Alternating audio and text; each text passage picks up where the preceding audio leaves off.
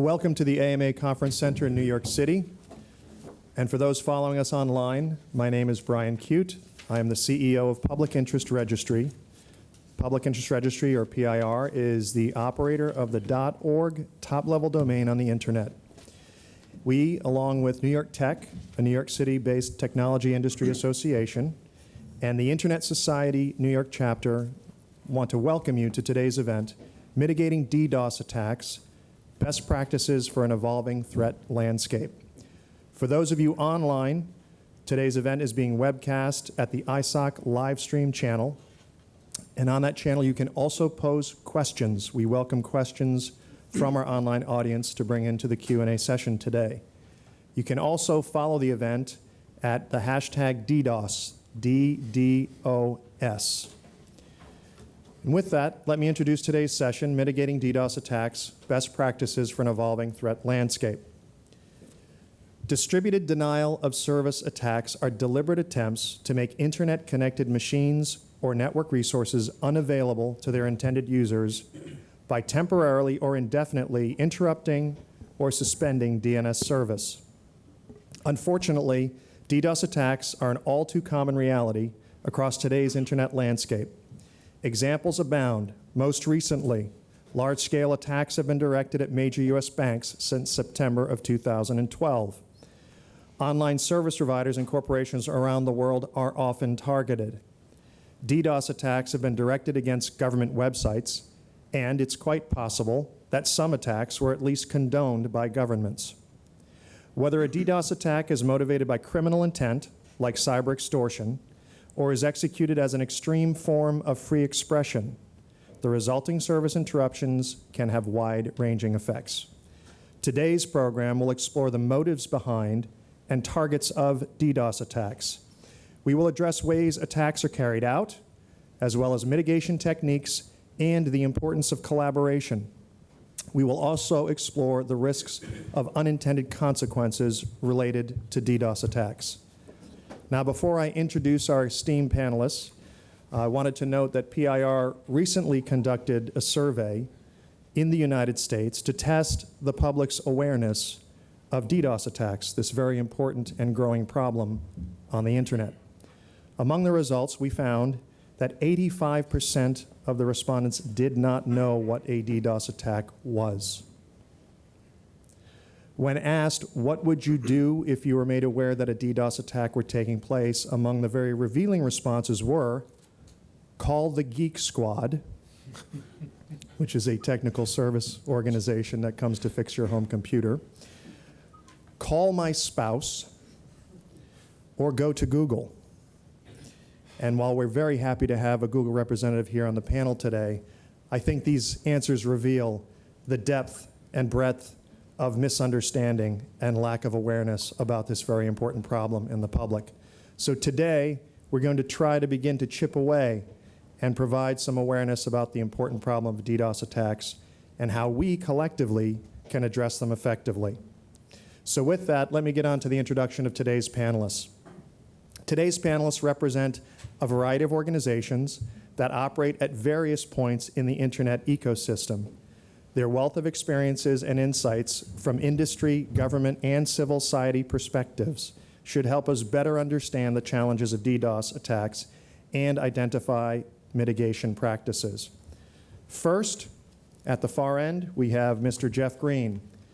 Jeff serves as the Senior Policy Counsel at Symantec.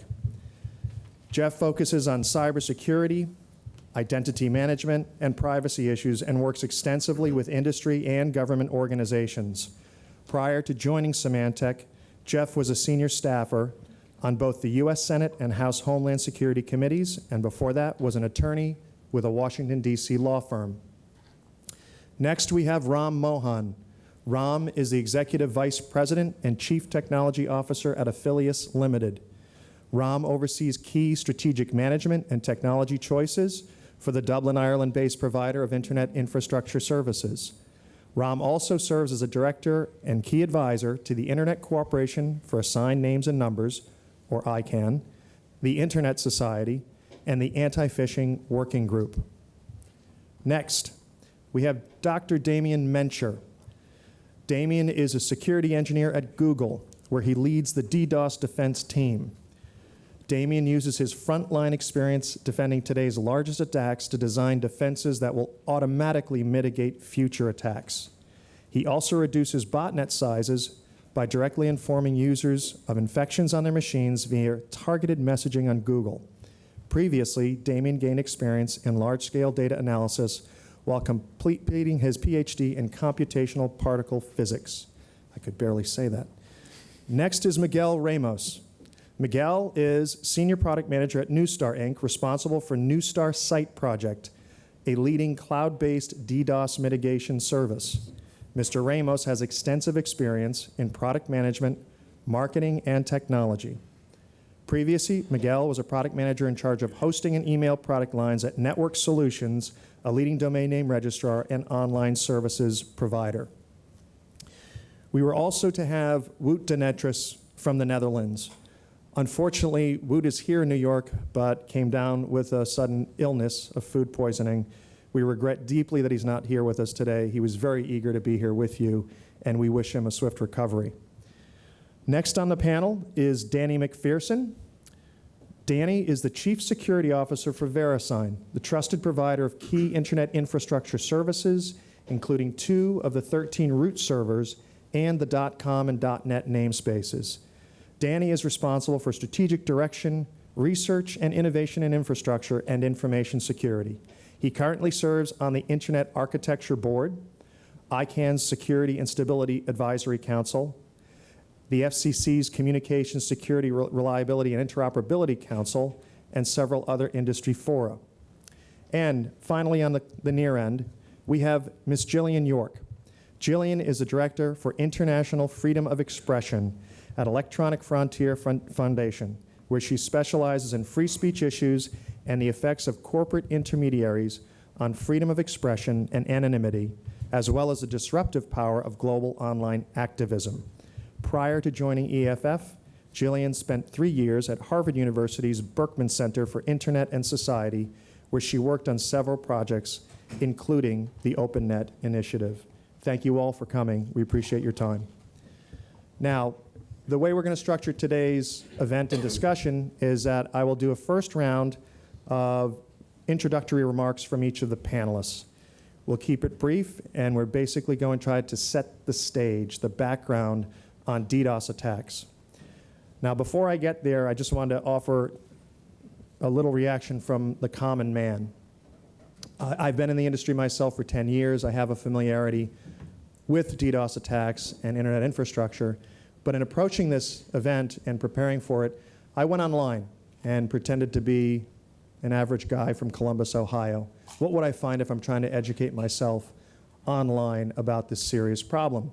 And in doing that, what jumped out to me is an issue of nomenclature, an issue of language, an issue of understanding, potentially barriers to understanding and awareness. So I'm going to ask Jeff Green to start painting the picture of what DDoS attacks are. And while we have a number of brilliant engineers on this panel, let me suggest that when one goes online as the average guy from Columbus, Ohio, he runs into things such as DOS, DDoS, DRDoS, Smurf attacks, SYN floods, ping of death, attacks that are perpetrated by Trojans and zombies, attacks that are combated through techniques like black holing, sinkholing, and intrusion protection. Our job today is to utilize the expertise of these brilliant folks on our panel to help translate all of these very intimidating words around attacks on the internet so that we can raise the awareness for the public. So Jeff, if you wouldn't mind kicking this off for us. Sure. Thanks again for having me, and thanks for including me with such a great group of folks up here.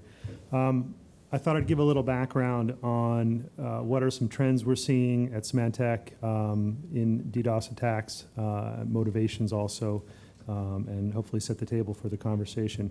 The first thing I would start by saying is when you're thinking about a DDoS attack, don't conceptualize it as a single event or a siloed activity. You really need to think about it as potentially part of a larger effort directed at you or directed at an entity and organization. It can still be a one-off, but more often nowadays it is not. In terms of motives, they can run the gamut. It can be harassment, political, it could be mischief. You know, there are probably still some 15-year-old hackers in the basement somewhere. It could be someone, you know, annoyed, frustrated with a particular company or entity and going after them. It really runs anything. It could be extortion, simple pay me type activity, or more common now, or what we're seeing more of, what we're calling multi-flank attacks.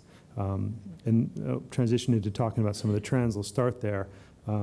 If you folks saw, I think it was in October, Defense Secretary Panetta was talking about cybersecurity, and one of the things he mentioned were these flanked attacks. And DDoS is certainly a part of them. It has become less of a blunt force attack to more of a sophisticated diversionary attack, I should say it can be. The goal basically being drawing attention and resources away from standard security to focus on this response, and leaving perhaps yourself open to other activity. One example that we talked about at a conference earlier this year, DDoS was a big part of it, but the DDoS attack happened actually at the end of the activity. This particular effort was directed at some mid-sized banks. It began with spear phishing and other efforts to compromise some IT administrators at the bank. Once that is successful, the bad guys will then spend their time figuring out what they need and what they want. And it was at this point that the DDoS attack was launched. In one of the cases that our folks talked about, it was done on a Friday afternoon when staffing was light. Naturally, resources were directed at responding to the denial of service attack, which then left other activities perhaps unmonitored. And that's when the criminal enterprise or individual actually began the more sophisticated attack and exfiltrated a lot of information that allowed them to clone ATM, debit, and credit cards. There are press reports about one bank having lost $9 million over the next 48 hours. So again, the DDoS was a big part of it because it really facilitated the ability to conduct a larger crime. Another trend we're seeing is crowdsourcing of DDoS attacks. You may be familiar with Operation Payback, which is something that Anonymous was behind. Initially started as a response to some anti-piracy efforts and morphed into a response when the WikiLeaks became very pressworthy in terms of some companies responding to the WikiLeaks.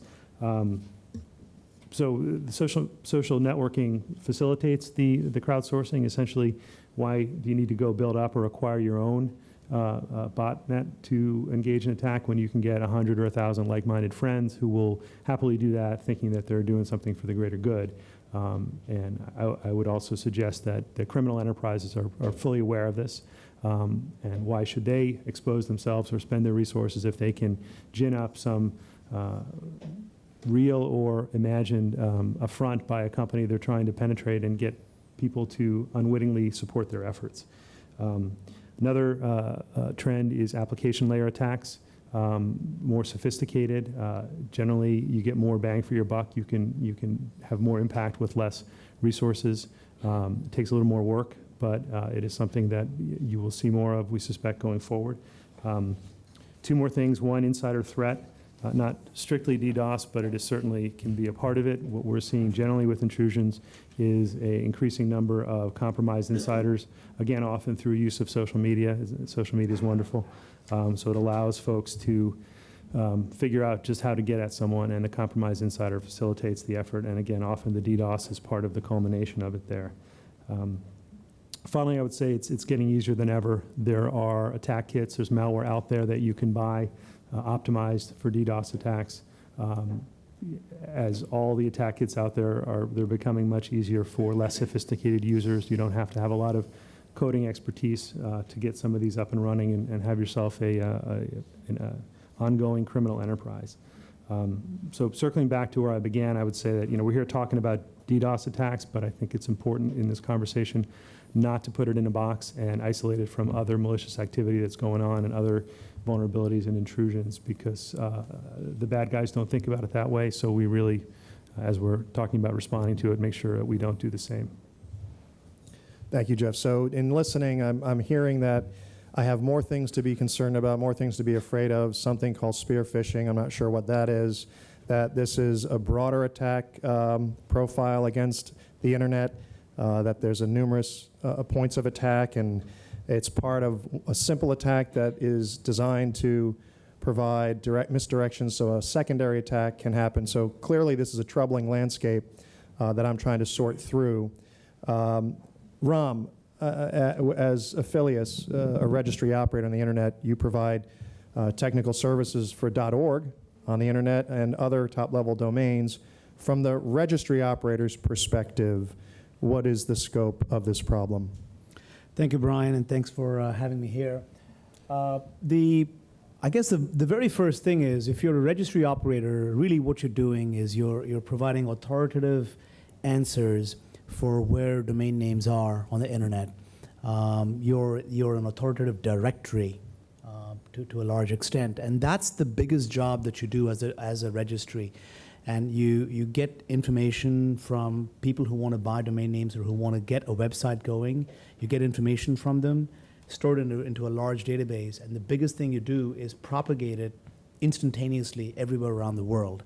And what that means is that your browser, typing in redcross.org when you're sitting here, or on your mobile phone, typing in redcross.org when you're in another part of the world, they all translate to get to the actual Red Cross site, and that translation is done by the registry, by the directory.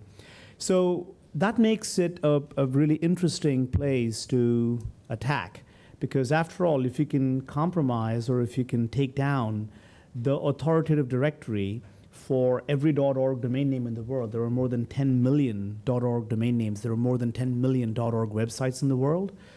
If you can take down the provider who is giving the information that says to every computer in the world, hey, for a given .org, which computer should I go to? Where should I go to? If you can take them down, now that's not only a coup, but that also is a global event. It gets you noticed. There are many motivations, but that's certainly one of them, right? And that makes the .org registry affiliates what we run a regular target. Up on the screen, you see this is some data from earlier in the year.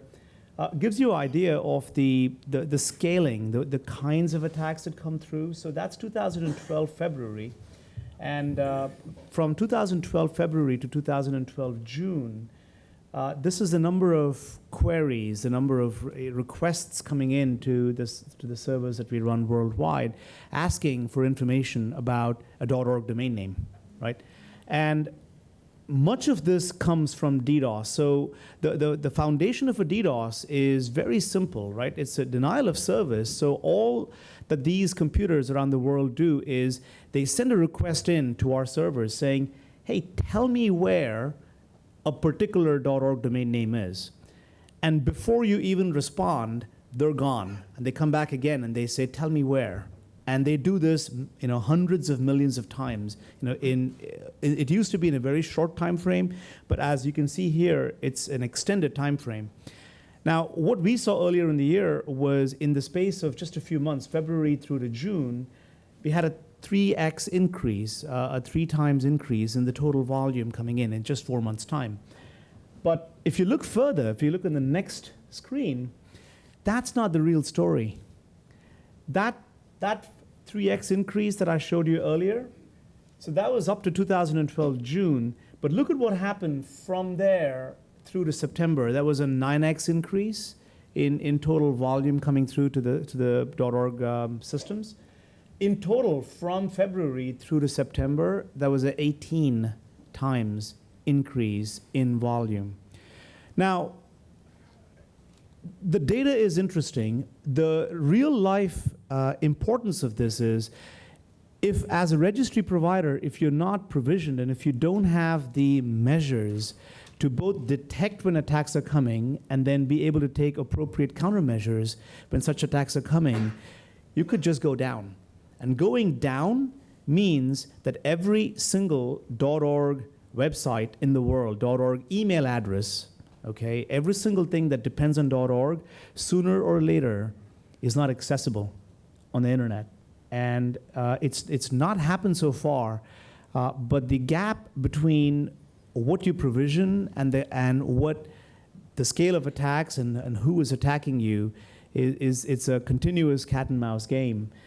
The other thing that I wanted for you to know about is the DDoS, where it's coming from, it's often coming from your PC that is just on at home, connected to your broadband connection, just sitting there, and you probably don't even know it. If you have a good ISP, if you have a good internet provider, they probably have ways to track it, and many of the internet providers these days are putting in measures to understand whether there are DDoS attacks or whether you're part of a botnet. But when we say a zombie, that's really what it is. Your computer, your computing device, somewhere connected online has been taken over, and you don't know it, but it's now part of a global group of computers that can be harnessed to attack any given target at a moment's notice. And that is pretty scary. It's pretty impressive feat of engineering, but it's scary because pulling together 5 million of these is no big deal. Pulling together 40 million of these takes some effort, but it's doable.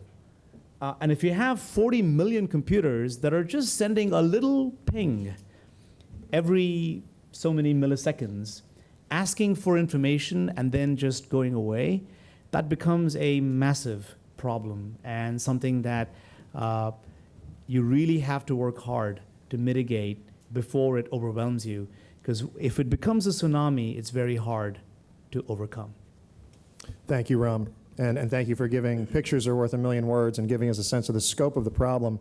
And also, in your comments, connecting this to the why should I care question as an individual. If all the .org sites in the world go down, the organizations who have that website up, whether they're an NGO or a not-for-profit trying to do good in their mission, or whether it's an individual or a company in a .com having their commercial activities interrupted, that's a very serious impact. So as we move through the discussion, connecting the dots to why should I care, the individual at home, and also the interesting thing is that I might be an unwitting participant in an attack with my machine on my desk at home and be completely unaware of this. I think we're starting to get to those issues of why I should care. So next, let's get to, I think it's Dr. Damien Mencher. So we've heard from a registry operator, now from an online service provider, in this case Google, the leading search engine. Damien, with Google's breadth and depth of technology and reach, this certainly can't be that big of a concern for a company the size of Google, right? Tell me why I'm wrong. Right, because we have a team of people that worries about this stuff. So most people don't realize it, but Google is actually regularly attacked. The reasons, you'd sort of wonder, why would anyone have anything against Google? Well, it turns out we actually host a lot of user content. So Blogspot includes, random user content from people all over the world. Sometimes that's controversial. Similarly, YouTube might have a controversial video on it. And so frequently these sorts of sites do get attacked. And it's not just DNS, as previously mentioned. It's, we see application layer attacks where they'll just fetch the home page over and over again at very high rates, upwards of maybe 1 million times a second. But you've also probably noticed that we're never actually down. So I want to talk about how we do that. If you go to the first slide. So we benefit a lot from economy of scale. When you look at most small websites, there might be 1,000 websites hosted on a single machine because they don't get very much traffic. We sort of turn that around, and we might have 1,000 machines hosting one website. Google.com is a big website. It doesn't fit on a single machine. So we do benefit a lot from the economy of scale and pooling our defense resources across our various properties. But go to the next slide. You have to be a little bit careful about this. If you put everything together, you also have some risk. So I wanted to talk briefly about how we deal with this. And this also, as Jeff had mentioned, we have to be careful that we don't distract our security team when there is a DOS attack. If we have one team that focuses on all of security, then when there's a DOS attack, we might be looking at that and miss other things. So what we do actually is, go on, we have layered defenses. So we have a separate team that focuses on DOS attacks so that when there's an attack, we don't lose sight of the other attacks that are happening against us every day. And basically, we focus on having layered defenses. So this is a very rough sketch of what our network might look like. We don't see the internet necessarily as a single cloud. We see it as multiple clouds because we peer directly with several major ISPs. We go through a layer of load balancing at our network. So if any particular network device gets overloaded, we can work around that. Then we go through a layer of load balancing within our own network to eventually get to the backends that are the web servers serving the actual content. And so by doing this, we're able to shift traffic around to avoid any damage from the attack traffic. We also have many layers at which we can filter out the bad traffic. So, at the very edge of our network, we might be able to filter out some of the more obvious attacks. But, as you get deeper in or more sophisticated attacks, we'd filter them at other places. Another thing I want to mention, though, is this style works really well for a very large company like Google, but most of you are probably more interested in how to defend a small site. And the best advice I'd have there is that the user comment of going to Google might actually make sense. If they host their site on Google, they automatically benefit from our defenses. They won't even know that they were being attacked. And we frequently do see cases of organizations that are under a heavy DOS attack, and they just quickly set up a site on Blogger saying, hey, we're being attacked. We're going to use this for our communication for now. That's actually, at one point, the country of Georgia had their Ministry of Foreign Affairs host their site on Blogger, which was entertaining for me to say, like, oh, what are we going to see as a result of this? But the other thing is just making sure that you are pooling your resources with others in your own organization. There are other cloud-based DOS mitigation providers that sort of aggregate resources from several different clients and can provide good defenses for you. So I'll Thank you, Damien, and love the eggs. It's terrific, terrific also, visual. our PR people would probably want me to say it's not as weak as eggs. It's more like eggs, fortified eggs. Boiled eggs.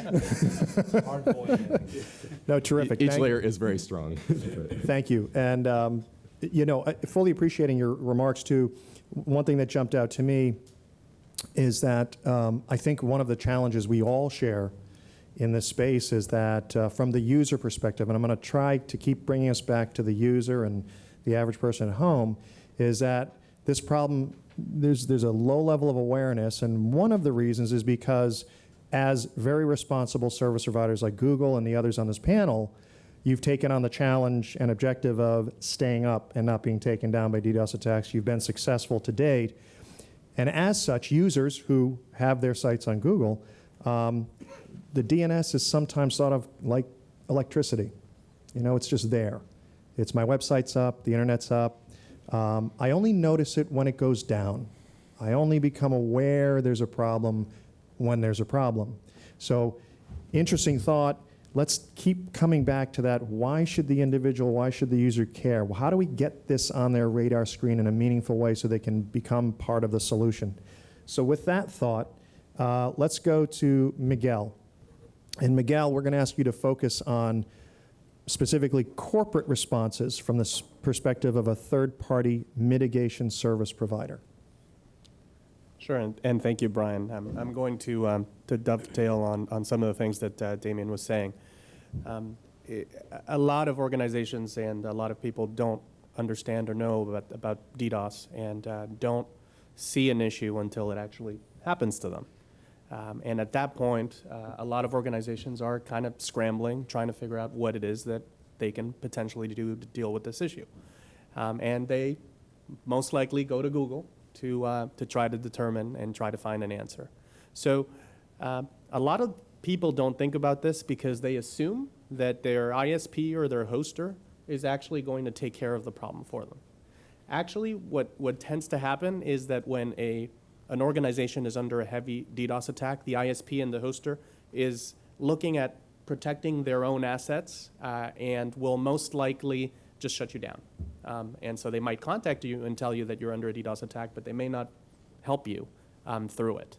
So there are some things that organizations can do to help mitigate this risk. Some organizations look at dealing with the DDoS problem themselves. They'll look at buying their own hardware. They'll look at provisioning bandwidth, et cetera. Unfortunately, a lot of organizations don't have the resources to be able to do that. And it doesn't necessarily make sense for a lot of organizations because it's sort of an arms race, and it's hard to spend your way out of dealing with this problem as attacks get larger and larger and more complicated and et cetera. So there are some third-party options that organizations can look at that I would kind of consider to be infrastructure as a service that can be used on an on-demand basis to help organizations deal with DDoS attacks when they happen. So the idea is simply you don't necessarily have to over-provision all hardware, bandwidth, et cetera, to deal with the risk. You can potentially use a third party that has that capacity and capability when you need it. And at that point, you're looking at options like content distribution networks. They can potentially help deal with absorbing some of this traffic and keeping that traffic away from your network.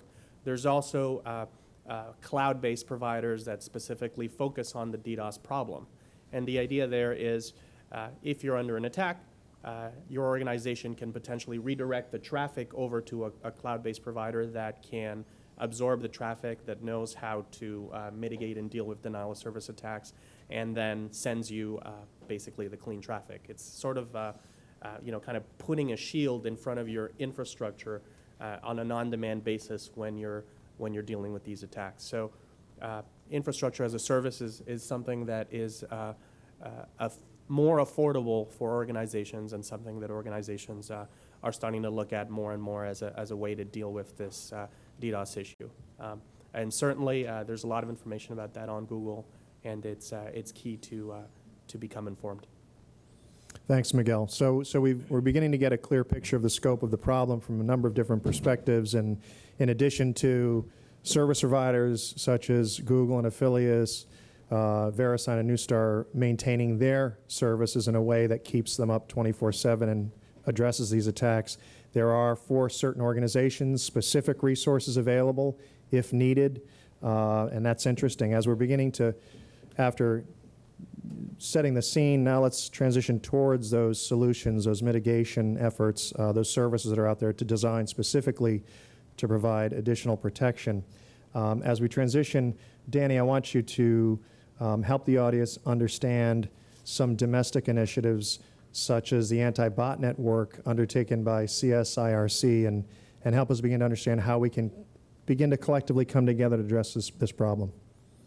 Yeah, sure. Thanks, Brian. So yeah, there have been a large number of collaborative efforts between public and private sector related to botnet infections, compromised machines, malcode proliferation, virulence of threats on the internet. This broad swath of malicious activity. It's a non-trivial problem to solve because the ISPs, for example, a lot of folks point fingers at the ISPs, but the ISPs don't own the end systems. Their end systems, in particular, the broadband ISPs, these are residential consumers that acquire service from the ISPs, and the ISPs shouldn't be looking at their traffic, and and they have privacy concerns or other things. So what sort of controls and capabilities do the ISPs actually have to help them? So a number of efforts have been underway, actually. One such example is the FCC's CISRC-3 Working Group 7 recently published something called the ABCs for ISPs, and it's basically the anti-botnet code. And they've developed, with a number of other folks in the industry, MOG, Messaging and Anti-Abuse Working Group, as well as some publication in the IETF, and broader participation actually internationally from folks from Japan, CyberClean to Australia, Finland, Germany, other folks. And it basically talks about some fundamental things that ISPs can do to help educate, protect, notify, detect malicious threats associated with their consumers, and then activity they might take to help to clean that problem or sanitize or provide a little better hygiene on their infrastructure. So one pointer there is one of the reports, the ABCs again for ISPs. You can find it on the MOG website or the FCC's CISRC-3 Working Group 7 webpage that you can find easily via Google.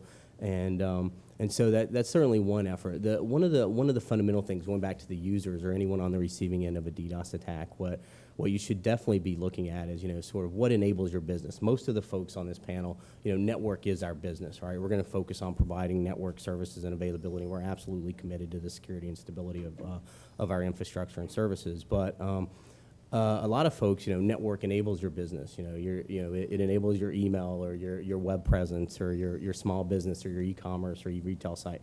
And so irrespective of what it is, you absolutely need to consider what the critical networked assets are, or the critical assets across the board to your organization. And you identify those. You say, what's the impact of an availability issue or a security issue or a compromise of information on those, impacting those assets. And how might I put controls in place to help mitigate that, or to at least have a plan to respond if there's a DDoS attack or a breach inside my infrastructure, those sorts of things. So, one of the things that I've seen in the past, we did this survey for several years at a previous employer of mine, and most of the folks that responded to this infrastructure security survey didn't actually even have an incident response team in place in their organization, even if it's an overlay team, much less an incident response plan. And if you don't have an incident response plan, you're certainly not going to exercise that. And so you really don't want to be on the receiving end of something like a DDoS attack and not have a book in someone's hand that says, this is the phone number I call for my ISP or for my national CERT or for my vendor that provides a certain service or capability to me. So I think it sort of starts with those fundamentals, identifying critical assets, understanding what the options are to protect the things that are critical to you. If it's moving services to cloud infrastructure, acquiring protection services for those, putting your own controls in place. But you definitely need to consider that in your environment, consider what the impact would be. These are a real risk to your business and your operations. And so so I think fundamentally that's sort of where I would recommend you start, Brian. Thanks, Danny. So interesting in your comments. You mentioned ISPs. We've got registry operators. We've got online service providers. We've got search engines. So we really have a number of different service providers in this community that helps keep the internet up in a collaborative way. The CISRC effort, I think, for ISPs in particular sounds interesting. And what we want to get at a little bit later in the conversation is across this community of service providers, who I assume have different roles and maybe different responsibilities in some ways, how do we build on the collaboration that you've begun to speak about? And also, interestingly, you spoke to the organization and what they should have in place, understanding what enables your business, having a plan in place. And the question that raises for me is, well, how do organizations know they should have these things? And how do we educate on that front as well? So we'll get to that in a little bit. But to round out the panel, thank you all so far for shedding some light on the scope and dimensions of the problem and how we can begin to address it.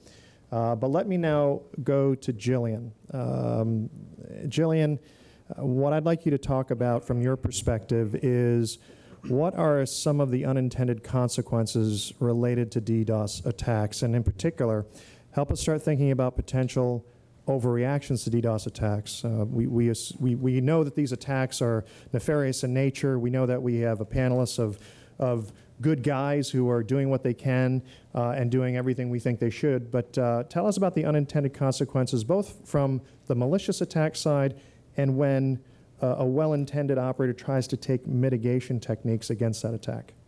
Sure.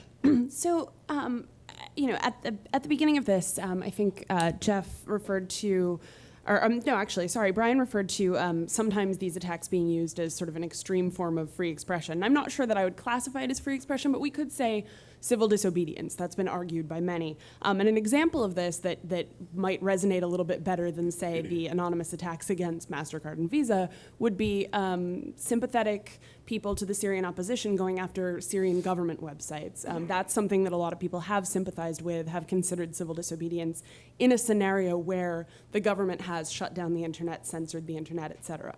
And so, nevertheless, the vast majority of these attacks, are malicious, are directed at, not just these big companies and these big networks, but also at the little guy. And that's kind of where my perspective is coming from. A few years ago, when I was still at the Berkman Center, we did a study that looked at attacks on human rights websites and independent media websites. And 62% of the respondents to that study said that they had experienced a DDoS attack at some point.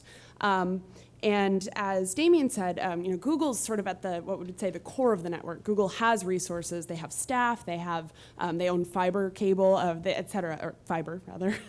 But then you've got, these other small organizations that are what we would say is at the edge of the network.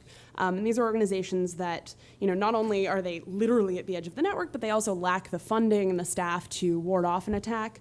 They often have fairly insecure hosting. Their host might jack up the cost in an effort to help them. And so if you are using, say, I don't want to throw any specific examples out there, although I have a couple, but if you're using, say, a shared hosting provider such as Rackspace or Bluehost, I'm not speaking of those companies specifically, but if you're using one of those and you are the victim of an attack, your provider could kick you off.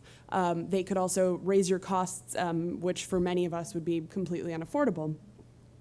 And so when we're looking at the unintended consequences of these, I think that there's a couple of different aspects here. One is the legal consequences, and so I'm not a lawyer, and so I should say that I should just preface by saying that. But these attacks are largely, by most governments at this point, considered hacking and are dealt with as such. And so in the U.S., that's governed by the Computer Fraud and Abuse Act, and in Europe, there are other similar conventions, but I think that we need to start looking at them as a little bit different than that. I think that you need to look at the sort of the impetus behind the attack. You need to look at the consequences of the attack. And I think that, I think a great example of this is an attack that was conducted against Lufthansa, the German airline, back in, I'm not going to remember the year, early 2000s, I believe, where a court actually did determine that the intent of that attack was not coercion and was therefore basically. Again, not a lawyer, so I feel like I'm using the wrong language here. But it was dealt with as civil disobedience. But that's actually not really my biggest concern. My biggest concern is the unintended consequences on these smaller websites. And so when we look at the consequences on independent human rights and independent media websites, generally, these sites go offline and are not able to quickly get back up. And so we've seen attacks that last a week, 6 weeks, or where the site goes down entirely. And so some of the suggestions that have already been given are excellent. And I think actually what Damien said in terms of people moving their sites to Google, that's actually one of the suggestions that we give is, if you are a small website, sometimes you're just better off hosting your site on a provider like Google, where you have those resources to back you up. We've also, my organization, along with the Tactical Technology Collective, has also developed this guide, which is really, really basic mitigation techniques. We're not even talking about the kinds of things that a corporate website or even a large-scale organization would use, but the things that your blogger, your independent media site might utilize. And this is available. I'll share it after, but it's also available online in 9 languages. And so just to sum up, I would say that we need to think about these attacks, not just how they affect major websites, but also how they affect much smaller organizations. Thank you. So thank you all. We've now set the scene, I hope, and provide some baseline understanding of the nature of the attacks, the scope of the attacks. We have 2 hours. What we're going to do is as follows. We're going to leave 30 minutes at the end for Q&A from the folks in the room and from online, and we're looking forward to all of your questions. We're going to have basically 2 sessions now. What I'm going to do now is engage in some Q&A with the panelists, and We'll have 45 minutes for that, and then we have, in the second session, a scenario that we've built that we want to roll out in front of our panelists and ask how they, in their respective roles, would react to that particular scenario. Now, I've got about 7 questions or so. We've got 45 minutes, so this isn't rapid fire, but let's leave about 5 or 6 minutes for a response to each of these questions. This is open to anyone on the panel, so let's be dynamic. Raise your hand, don't be shy. And we'll kick it off with the first question, which is, let's get specific. And both from your perspective and from a user's perspective, what mitigation techniques are available to us today, both you as a service provider and the user? How do we stop these things at a basic level? Who'd like to take that on first? Ram. Brian, this is Ram. Let me start. If I was a user, one of the things that I'd want to do is, if I have a good ISP, then they probably have a botnet mitigation kit or something like that that gets installed in my computing devices. And if not, I would go to my ISP and ask them for a mitigation kit like that. They're pretty commonly available, they're pretty sophisticated, and they give you the first order of protection. I just also want to point out, having antivirus software on your computer doesn't protect you from your computer getting compromised, in a DDoS attack. That's interesting. Most average users would assume that addresses that problem. Tell us why. So earlier, let me give you an example. Earlier we were hearing about spear phishing, right? So let me give you a specific example, something that actually happened in one of the organizations I work with. A high-level executive in this company, a pretty small company, got an email, and the email had a very good subject line. It was a photograph of their daughter, and it said, took this photograph. She looks great, and it even had the daughter's name on it, right? And so the executive got the mail. It looked like a legitimate thing, and the from address in the email, was kind of somebody relatively random, but there were enough things in the mail that looked like it was real. It was, the daughter's name was right. There was actually a photograph, and so they double-clicked and they opened up the photograph, and that compromised their machine and ended up compromising their network from there on, right? Now, that was not a virus in the traditional sense of a virus. That was something that was custom crafted just for that one individual, because the person trying to break in had a clear idea who this person was. They were trying to penetrate. They understood that person likely had access to other important resources inside of the company's corporate network, got through. So they had antivirus on their computer. But this was not the traditional virus. This was an attack just aimed at you, individually. Thank you. And getting back to the botnet protection package from your ISP, at a basic level, what does that provide? We heard the story of how your own computer can become an unwitting zombie participating in a botnet attack. Is it designed to prevent that from happening or other things? That was a follow-up for Ram. Oh, for me? Yeah. Specifically, okay. There are many things that these pieces of software do, but often they look at patterns, they look at where the attacks may be coming from. They also look at what's happening on your own device and where it's trying to connect to. Typically, you've got certain patterns. You go to a certain set of sites or you send emails. You connect to a known set of places for the most part.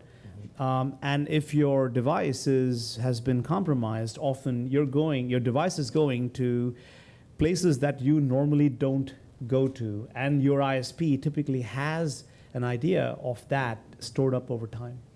Thank you. So let's dig a little bit deeper on that.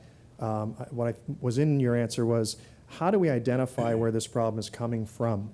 I think it's an important piece of the puzzle here, and you and your service provider capacity. let's turn or deeper on preventative measures.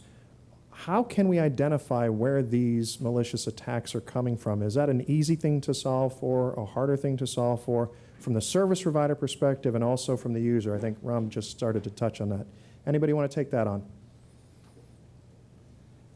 So, Danny? yeah, this is Thank you. Danny. I'll say something about that and then move on to others. But you know, one of the things I think I would touch on initially is that if you're on the receiving end of even a moderate-sized DDoS attack, a lot of it, you know, some of the bigger networks have the capacity to absorb the attack. What many ISPs or services in the infrastructure offer is the capability to absorb the large-scale bits of malicious traffic and surgically mitigate and preserve, you know, the availability of the services that someone may be concerned with. So that's sort of one aspect. From an ISP side, one of the interesting things is that IP is a sort of hop by hop packet forwarding paradigm for communications networks, and anyone, largely anyone on the internet can emit a packet in the infrastructure that has a source address of anyone else on that infrastructure, and so this is known as IP source address spoofing, and it's a common attack vector. It's not the only attack vector, and a lot of times botted hosts don't spoof packets at all, but traceback in large networks is fairly complex. There are a lot of techniques people use from things like commercial tools that do net flow and flow-based analysis to trace back to the ingress of their network. The problem is you then have to have the capability to say, you know, the upstream or the adjacent network, here are the attack flows I'm seeing from you. Can you trace these back on your network? Hope that they have the same capability and so forth. So it's non-trivial, and the fact that any sort of adversary on the internet has global projection capability, and you could be on the receiving end of a lot of packet love as a result of that, right? It's and these could be broadly distributed or single source attacks. So tracing these attacks back is one aspect. So you would certainly perform the trace back with flow-based tools, other things, and then ideally, if you could find sources that were participating in an attack, then you could try and identify command and control infrastructure that's used to command or to control those attack sources or those botted hosts, and then you would step back from there. But that's an extremely complex thing, and unfortunately, what most people do, and to Jillian's point, actually, is that a lot of the controls some people put in place today to mitigate DDoS attacks is actually to effectively complete those attacks. Right? It's like, hey, there's a large-scale attack of 10 gigabits per second going towards one of the smaller hosts on my network. So what an ISP may do is actually say, I'm going to drop all the traffic towards that destination at the ingress of my network. So what they do is effectively complete the attack. That's why it's so important to have controls in place to be able to identify and surgically mitigate those attacks before the attacks occur. So anyway. Thank you. Very interesting. Anybody else want to pick up on this point? Miguel. Just adding to what Danny is saying, collaboration to try to figure out what the attack sources are is key, and it's not something that happens very well currently. It's something that the internet community is trying to improve on, but we're nowhere near where we need to be. And to be able to do some of the things that Danny is referring to, you kind of have to have back channel communications between providers. You have to be able to to have somebody on the inside somewhere that you can share intelligence with, and that's something that's difficult. The last thing I'll say about it is that sometimes, where or who it is that's doing it is not necessarily that important. Potentially, you want to make sure that, or when these things are happening, a lot of people might be focused on getting their infrastructure back online, but you do have to temper that with the fact that, as Jeff was alluding to earlier, this might be something that an organization is doing while they're doing something else. It could very well be a diversionary tactic. Let me pick up on one point there, Miguel.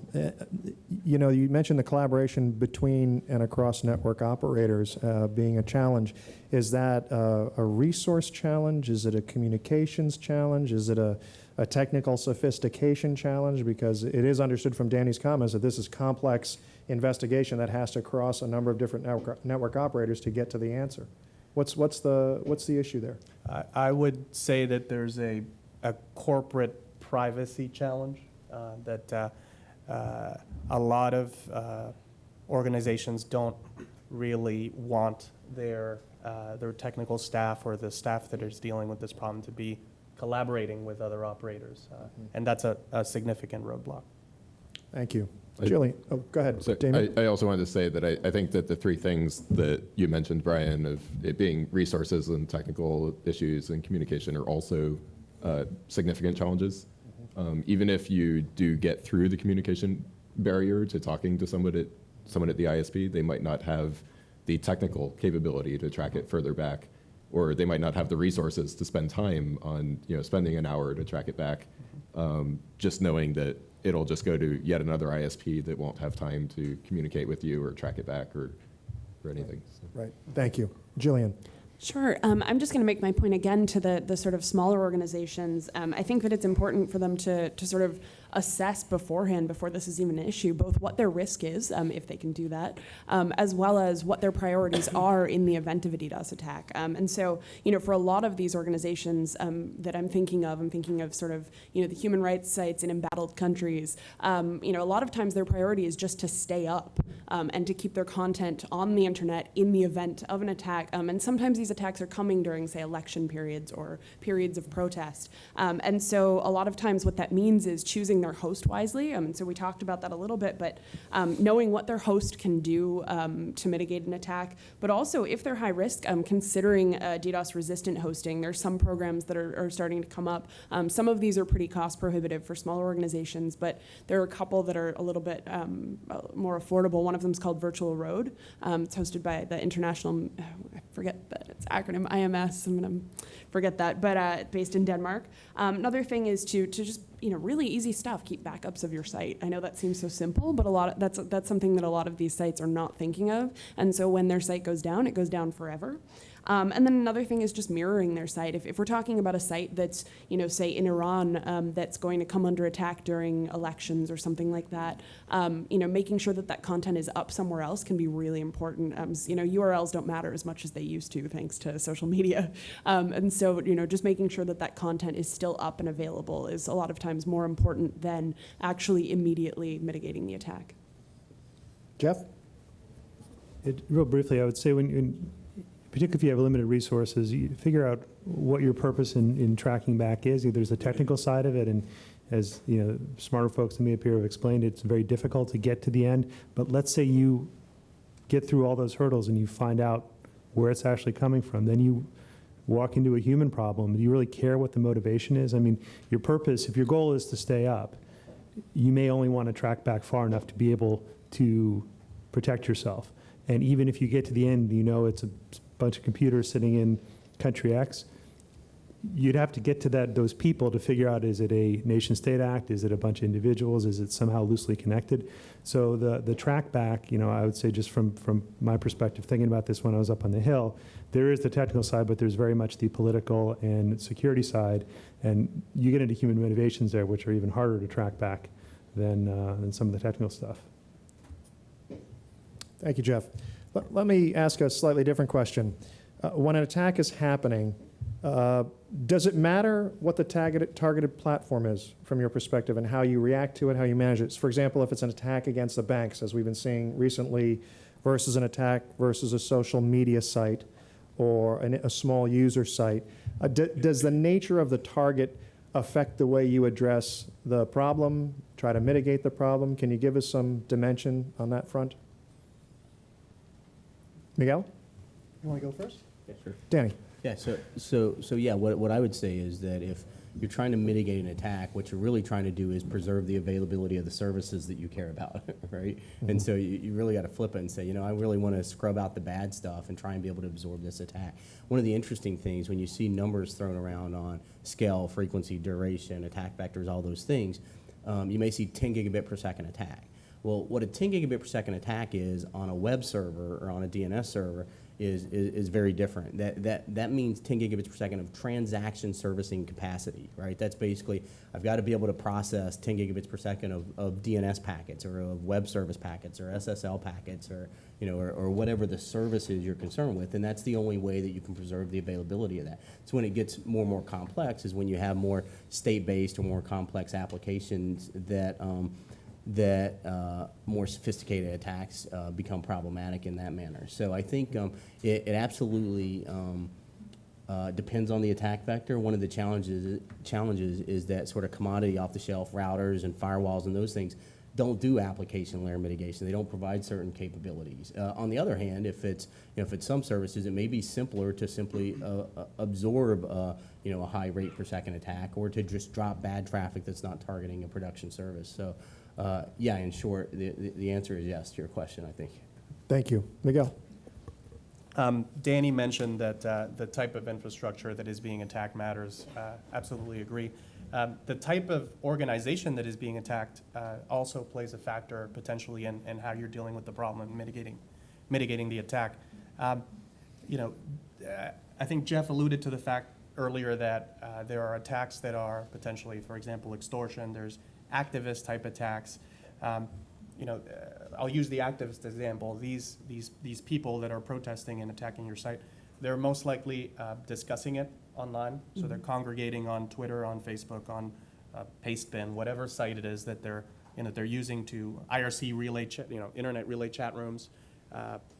They're discussing attack strategies there. So what kind of an attack it is and which organization is being attacked, it does matter, because you do want to factor in how you're monitoring social media based on the particular attack, because it can help you determine what it is that you need to do and what you need to focus on.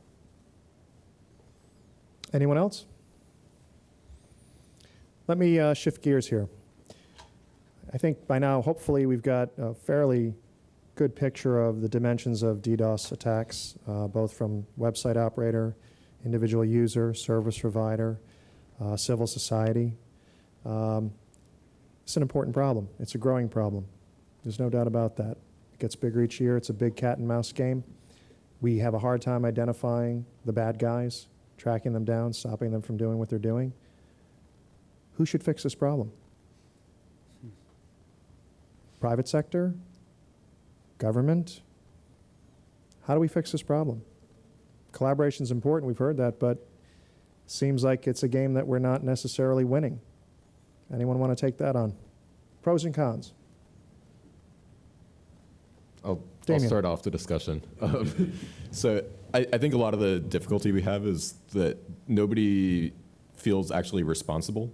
So the attacks are often being sourced from compromised machines, and people are saying, well, it's not my fault, my machine is compromised.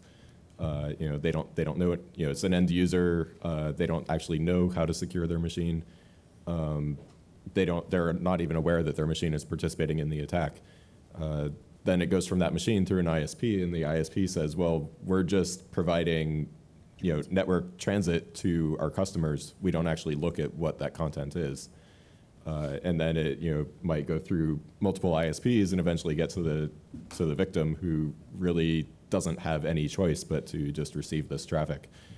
So I think the root issue here is to figure out who you would actually hold responsible for these attacks, and then maybe figure out in what way they would be held responsible. Clearly, we don't want to hold the home user responsible for an attack they weren't aware that they were committing. However, if we could inform them and they refuse to fix their machine, maybe after they've had that opportunity to fix their machine and they've refused to, or after we inform a hosting provider that has compromised web servers that are attacking you, if they don't fix those machines after a month and they're still attacking, maybe there should be some responsibility there.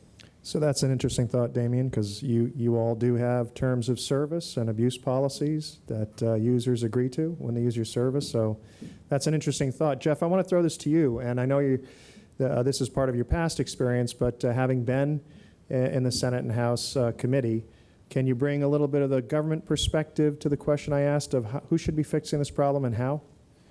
So I guess I would step back and say that we can't define this problem as just DOS attacks. You phrased it as it's not a game we're winning. Well, in my mind, it's not a game that will ever end. To the extent it's more of a constant race. How far ahead or behind are we of the people developing new ways to attack? And to my first point about it's a broader problem, if someone has a computer that is being used as part of a botnet for a DDoS attack or something else, it's very likely that the folks who are on that computer could do a lot of other things with that computer or to that person's identity or steal their banking credentials. So it is a much broader problem. And, I think Damien made a good point, is everyone kind of pushes it back, but at some level it needs to start with users taking more control over their computers, not just looking at antivirus, but broader protections. The government's role, from my perspective, that's something that we worked on the projects I worked on the Hill, much more critical infrastructure focused. But if it's true there, I think it's even more true with a much more commercial side. It's got to be private sector led, and the government can play a role facilitating and educating and punishing, and perhaps in some areas where there is significant possibility of major national impact, requiring some standards. You're not going to do that for, John Smith, who has his computer at home. You're not going to say, there is a minimum security standard that you have to have in order to log into the internet. Were you even to try that, it would never pass. But the government can play a significant role educating folks. Simple things as patching whatever software applications you have, making that's the easiest way for someone to get on your computer. Patch comes out, someone is out there trying to figure out what was patched and how can we take advantage of the people who don't patch. So the government, I think the role, sort of, actually hopefully I'm answering the question, the role the government's going to play is going to depend on what you're talking about. If it's an attack on water, electrical, other systems, the government's going to have a very active role, hopefully ahead of time, protecting and assisting in developing protections. The government will also have a role in the back end, where possible, prosecuting, investigating. And that's where your earlier question about, does it matter who's being attacked? Maybe it shouldn't, but the government's going to be much more focused when you have a series of major banks attacked, looking whether there's another type of attack going on, or there are more laws that apply if you're going after that, than if it is you're attacking, someone's speech on Blogspot. So the government's role is going to vary, I think, depending upon where you are, but ultimately it can't be government-led because it will end up being less effective and more draconian, in my view. Thank you. Let me ask for the service providers. You all run services that are globally accessible. You all have network footprints that are global to some extent. Specifically, engaging with law enforcement, which I'm sure you do. You all work for law-abiding companies who, under the proper circumstances, collaborate with law enforcement to address legitimate concerns. What are you seeing in your interactions with law enforcement that provides the good seeds for collaboration? What do you think might be missing in your interactions with law enforcement? I'd like you, the service providers, to address that point. Who wants to go first? Ram? Let me start. One of the things that is striking in interactions with law enforcement, one of the fundamentals here is that this is essentially a borderless problem, and law enforcement has a border problem. Okay, so when not a problem, but they have to work within the jurisdictions of the borders that they're in. So often when you are collaborating or when you're working on uncovering, somebody is running a botnet that's got some significant problems behind it, and if you start to do tracebacks, and you'll find that the folks in law enforcement would rather work with you informally than formally, because if they go formal, then you go through a method where you then have to involve every law enforcement agency at every border that is crossed on the internet. It's pretty damn easy to cross those borders. So I think that's an essential thing.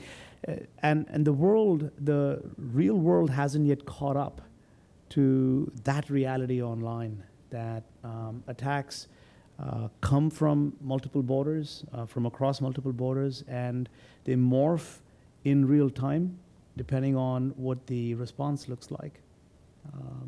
And so that's a very significant factor when we work, for instance, on a year and a half ago, we worked on pulling together. We're part of an industry-oriented task force on child abuse, a set of sites that were focused on child abuse, and they were using that to infect the computers of those who who had the bad stuff on it to make them part of a zombie network, right? And it got very snarled up in various jurisdictions, legal restrictions, the necessity to preserve evidence versus the imperative to solve the problem and ensure it doesn't become very large. Interesting. Anyone else? Danny? Yeah, so I'll point out again, some of the work that, with public-private sector partnerships. I think that's so important. Certainly, I don't think you're going to regulate your way out of this, right? I mean, from a controls perspective, there are 869 things that I have to do in my day job just to check boxes, and those get me marginally more secure, right? 82% of IT security spend goes towards compliance and regulatory controls, and then people try and get secure on top of that. There, those sorts of things are things like antivirus software, and there's 10 new pieces of malcode a second on the internet, yet AV is a frontline defense to protect a residential user or maybe even a corporate machine. And so I think education, of the threat vector, some of the very fundamental stuff, like patching systems and software and collaboration and information sharing and putting these things in place. From a law enforcement perspective, I think that some of the most successful stuff we've seen involves multilateral teaming agreements and collaboration, those sorts of things where there is some coordination and some effort in trying to work together. In general, though, in particular with DDoS attacks, we've always seen this sort of fragmented response where one ISP on the receiving end or along the trajectory of an attack will drop all the traffic towards the destination and cause, effectively completing the attack for that network. And another one will, a security researcher will infiltrate the command and control infrastructure, and law enforcement may be there. And then someone will break one of their connections to the CNC infrastructure. And, and all of a sudden you can't even disable the attack because you got all these headless machines out there that are attacking something. And depending on where those systems reside and where they're coming from, I mean, we've seen attacks with attack sources in hundreds of countries. And, you're breaking lots of laws. I mean, just to, if you were to try and disable an attack, if you had the keys to the command and control infrastructure, that sort of thing. So it's really problematic, and there needs to be a lot of collaboration and cooperation. And I don't think regulation's the way, but I do think harmonizing and working on the international aspects and the information sharing and collaboration, those sort of things are the only way we're going to be in a better spot collectively. We're playing a lot of whack-a-mole today, and I'm not sure it's effective.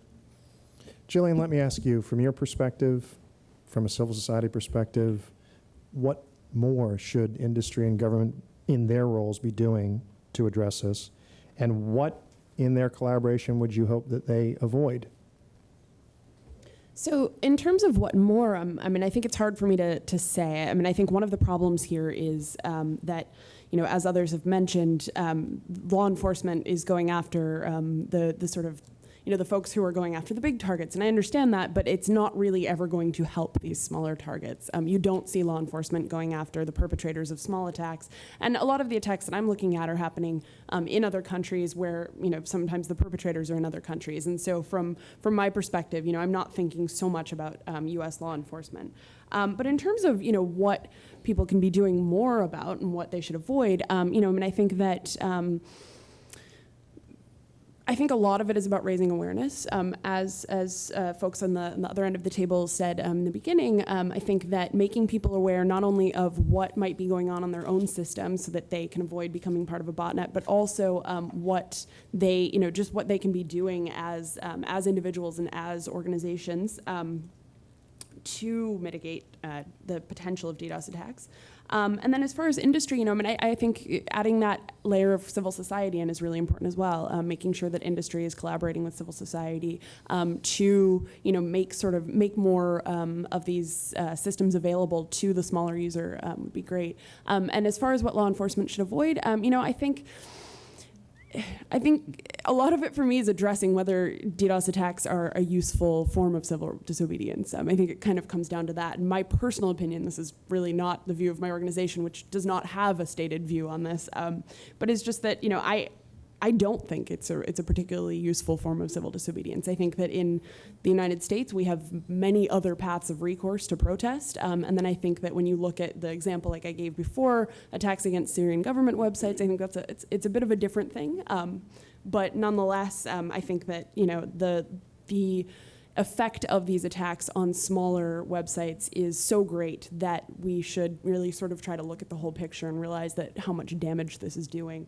And so I guess, you know, in thinking about that, I think that that should also sort of inform where we think about law enforcement. Thank you. Danny, follow up? Yeah, I just wanted to make one other comment, something she touched on, which I think is really important actually, is one of the things we see a lot of is, you know, the internet itself is inherently multi-tenant, right? And then you see a lot of, in particular, a lot of the smaller folks tend to aggregate, and there's these really high tenant densities on certain pieces of infrastructure. And what ends up happening is that someone on that infrastructure gets attacked, and there's a lot of collateral damage, everybody's impacted. Or a really large attack along a trajectory fills some links, and not only is the intended target impacted, but there's collateral damage to other people that utilize that infrastructure. And, you know, most of the attacks that, you know, that folks have been on the receiving end have seen is, it's hard for an attacker to gauge how much firepower they actually have, and to surgically attack a target with a DDoS attack on the internet. Usually they sort of brute force flood a whole bunch of traffic of a particular type, and there is collateral damage in that, and that's an important artifact that you're highlighting there. And, you know, and if you have high tenant densities on cloud infrastructure, or, you know, or lots of people behind, you know, small links, then it does have a really devastating impact, and not just on the target, but maybe on other people that utilize that infrastructure. And so I think that's important to highlight. Thank you. Damien? Yeah, just to follow up on that, Jillian had mentioned that, you know, law enforcement doesn't go after the very small attacks. They tend to focus on the large attacks. But I do see the large attacks as the most damaging, largely because of what Danny said of it causes collateral damage. If there's collateral damage on other sites that they have no other way to mitigate, they will kill the small victim. They'll complete the attack by just turning off everything to that site. So by basically preventing any very large attacks by having law enforcement focus on those, we at least give the smaller sites a chance of getting some DOS mitigation service to help them. You know, and basically that boundary is probably around 10 gigabit. You know, once you get up over 100 gig, there's very few organizations that are going to be able to help, and most are just going to turn off the site. So right now on this issue, it's the rule of the submarine captain that if there's a compartment flooding and there's sailors in there, shut it off to save the rest. And that's where we are. So this is interesting, and I think we've all been very polite so far. So allow me to play devil's advocate and put your feet to the fire a little bit, folks. So what I'm hearing at a high level, to pull some threads together, is there is some coordination across law enforcement, which is key to this solution in collaboration. But it's not nearly what it needs to be. It itself is a barrier to our ability, at least in the industry, to work on these problems with law enforcement. We're hearing that there's some collaboration across network operators, but not as good as it needs to be, all the way up and down the stream, and some sense of, or lack of sense of responsibility coloring that part of the puzzle. We all in this industry trumpet the fact that the internet is critical global infrastructure. We all in this industry trumpet the fact that the infrastructure of nations, of countries, have come to rely on the internet. Banking systems, electric grids, soon. Governments have a clear interest in this critical infrastructure. And if I listen to all this and piece together, I could come at this from, this is a fiddling while Rome burns dynamic going on between industry and governments and civil society. So, putting your feet back to the fire, what needs to happen in terms of collaboration in concrete terms to break through at the industry level, at the government level, and across those levels, and with a civil society perspective? Let's get to it. Who wants to take it on?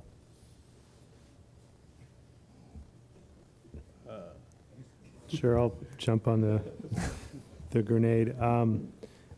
Look, I think everyone who's here and everyone who's up here is not part of the problem. When you take it to the global level of the impact on society and the fiddling while Rome burns, the implication that there is a existential or close to a threat to us, everyone up here, and I assume because you're here, you all get it. The problem we have are the sectors that you mentioned that use technology but are not technology sectors.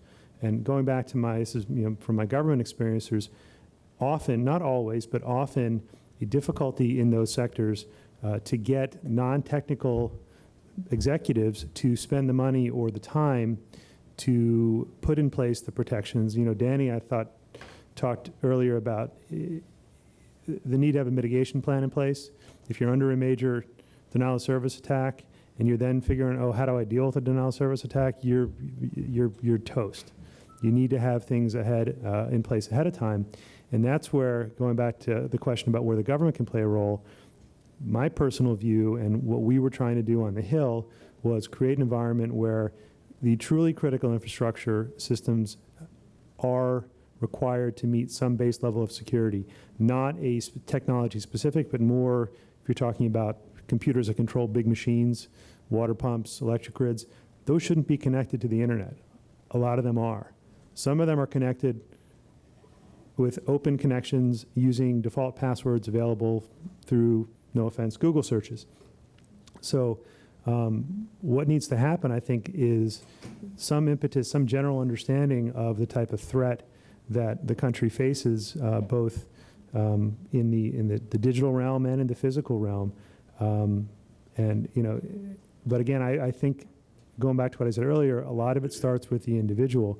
And I used to be very skeptical as to whether we could actually get most people to do basic hygiene things on their computer. And then, one of the things that we also covered in the committee I worked on was swine flu.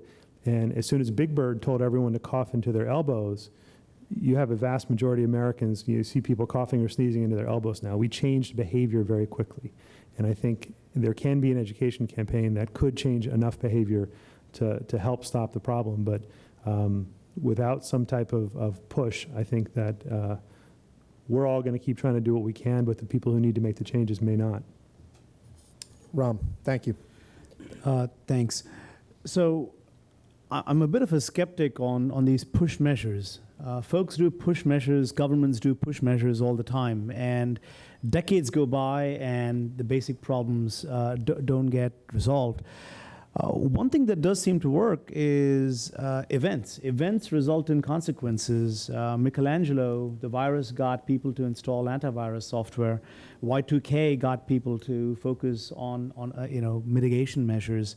9/11 caused a series of responses, and the Georgian cyber war caused another set of responses. We don't really have a global cyber event. I'm not asking for one, but I'm just saying that if you just look at human behavior and you want to affect human behavior and you want to get individuals, governments, civil society, public sector, everybody together, the private sector together, you need to have something to unify around.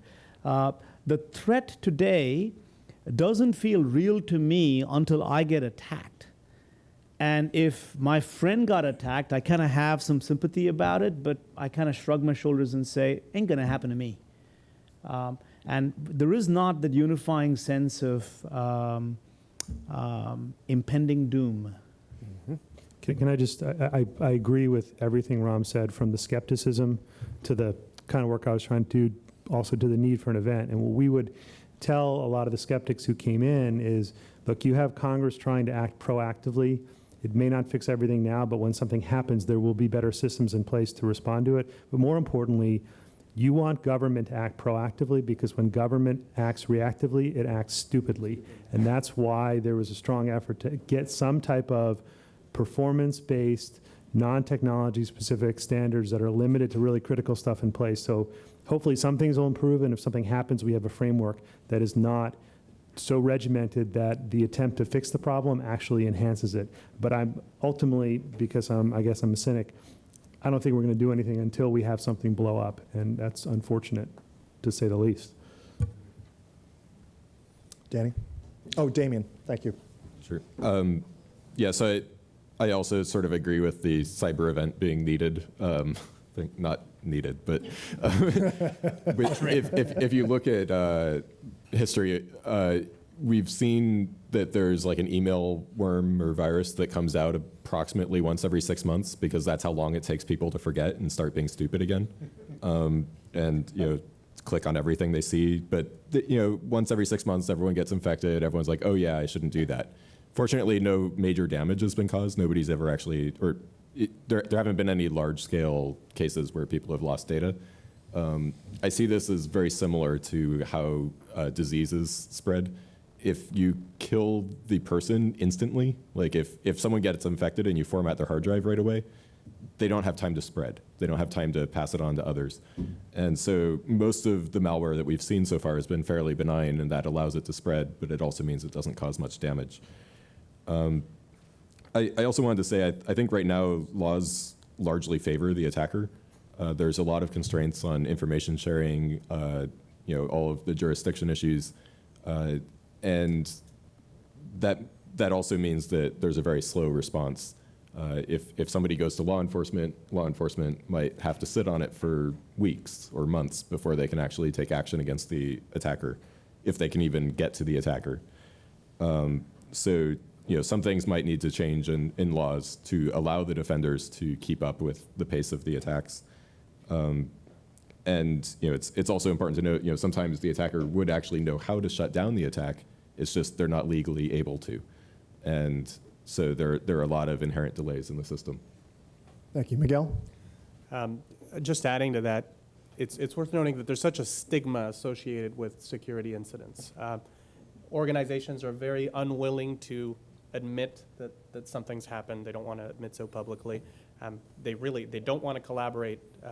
And to be effective, a lot of operators have to work, as I mentioned earlier, they have to work through back channels, people they know, where the person that you're potentially collaborating with would probably get slapped if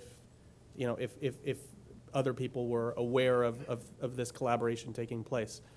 So that needs to get formalized. Potentially more formal protocols for collaboration need to be developed.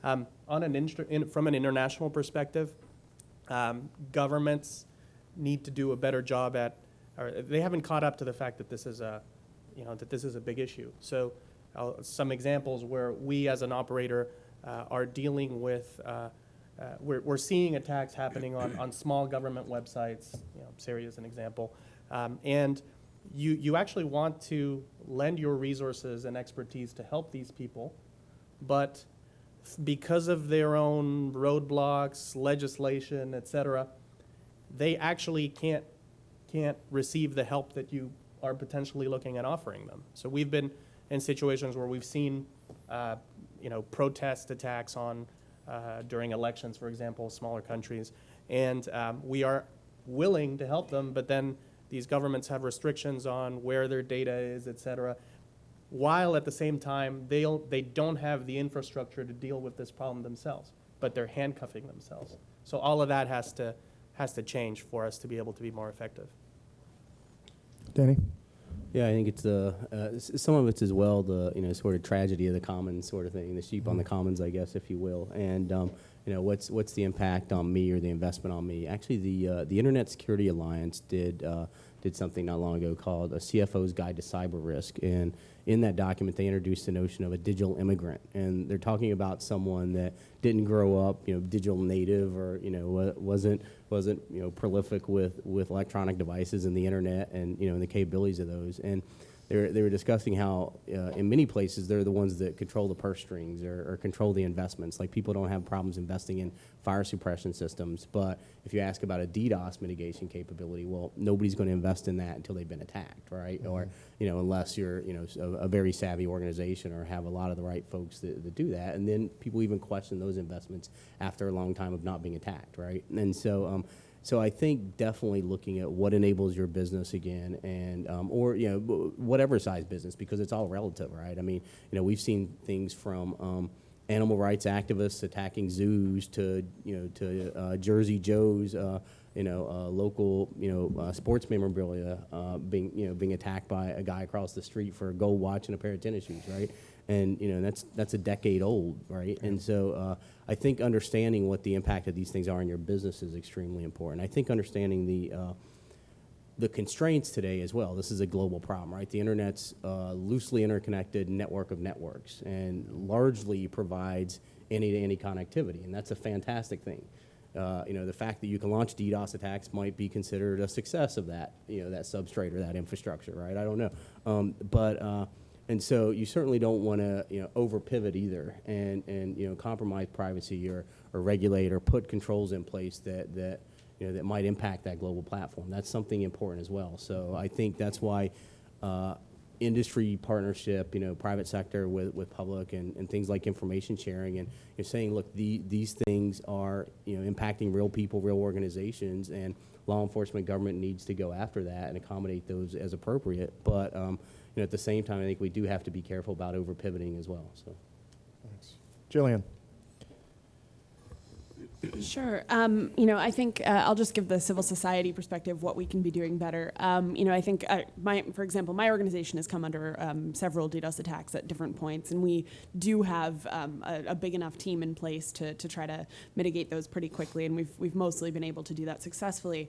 But I think that there's actually a pretty strong lack of information sharing across, sort of my type of NGO or NGOs in general. I'll give you an example of this, and I don't mean to pick on this group, but I think it's a perfect and quite public example. Avaz, which I'm sure you're familiar with, a few months back, they came under a DDoS attack, and their first reaction was to send a message out to their members asking for donations. But what they didn't do is they didn't share any of the details of the attack, not that they necessarily needed to publicly, but they actually straight up refused to share the details with a group of technologists who had been asking for that information. And I think that sometimes that information is actually quite helpful for organizations to share with each other so that we can understand, what type of attacks, our allies and friends are coming under, and therefore what types of attacks we might be at greater risk of. And so I think that that's a really good example of how not to respond. In the end, they still didn't want to share, and we said, okay, fine. But I think that just sort of going and asking for donations and not kind of collaborating with other civil society organizations is not a particularly helpful way of responding. And we'd be much better off if we were clearer with each other. Thank you. So thank you for that. I'm going to draw this part to a close. Some takeaways for me in the last round of questions is that clearly there are some structural barriers to the level of collaboration that everyone seems to believe is important to addressing the problem, both at the government level and at the operator level. I guess the understanding at senior management level that investments in the security aspect of their business are as critical as any other to their business and have to be central to their planning. And at the government level, clearly existing legislative structures and collaborative barriers between governments need to be broken down if we can get to the place where we can be more aggressively and effectively collaborating to address the problem. So we all knew that we weren't going to solve this problem with today's panel, and I want to thank you all for giving us a lot to think about, and those are some of the takeaways that I've gotten for myself. So now, let's take a breath, and for the next 35 minutes or so, try to have a little bit of fun, make it a little bit more dynamic for the panelists by running through a scenario, and then we'll have 30 minutes at the end where we want to hear Q&A again from folks in the room and from folks online. So shift your mindset now on the panel. We're going to walk through a scenario of a DDoS attack. What I'd like you to think about is what your specific role would be within this scenario, and how would you react? What would be the things that would be important to you in addressing your part of the problem? There's a clear understanding and appreciation for the fact that good security also means not divulging all of your good, effective practices. So I'm not asking you to say anything that you wouldn't want to say publicly. Let's get that clear. But I want you to take this on as a real-time event, and then in your proper role, tell the audience what's important to you, what do you need, and in a direction of how would you see or design a best practices reaction to this scenario. So let's start this part of the program. So the scenario we've developed is as follows. The citizens of small country A, let's call it the Kingdom of Genovia. My 14-year-old daughter insisted that I do that. The Kingdom of Genovia has been criticizing an economic embargo put in place by a regional hegemon, let's call it Mordor, against its neighbor, a small country, Gilder. The citizens of Genovia, who have a long-standing alliance with Gilder, are very upset about Mordor's embargo against Gilder. Condemnations include mass rallies, as well as increasingly critical posts on blogs and social media sites. While the government of Genovia itself shows no public support for the protesters, neither does it criticize them for exercising their freedom of expression rights, fueling speculation that it actually condones the protests and may even be behind some of them. Large-scale DDoS attacks begin against Genovia. They are aimed primarily at the social media sites posting the criticisms, but also at Genovia's financial sector. Researchers indicate that the attacks are coming from botnets of comprised end-user machines. The financial attacks are perceived to be an attempt to weaken Genovia's economy because the core issue, after all, is an embargo, and that the financial sector has showed itself to be susceptible to other kinds of security incidents and breaches. Traces show the attacks originating primarily in Mordor, some of which could be locations under government control. Some, however, appear to come from unrelated countries. Mordor, predictably, denies any responsibility. With those facts in your respective roles and responsibilities, start off with what's important to you in your given role, and then we'll move on to what actions you might take. Jeff, want to tee it up? Yeah.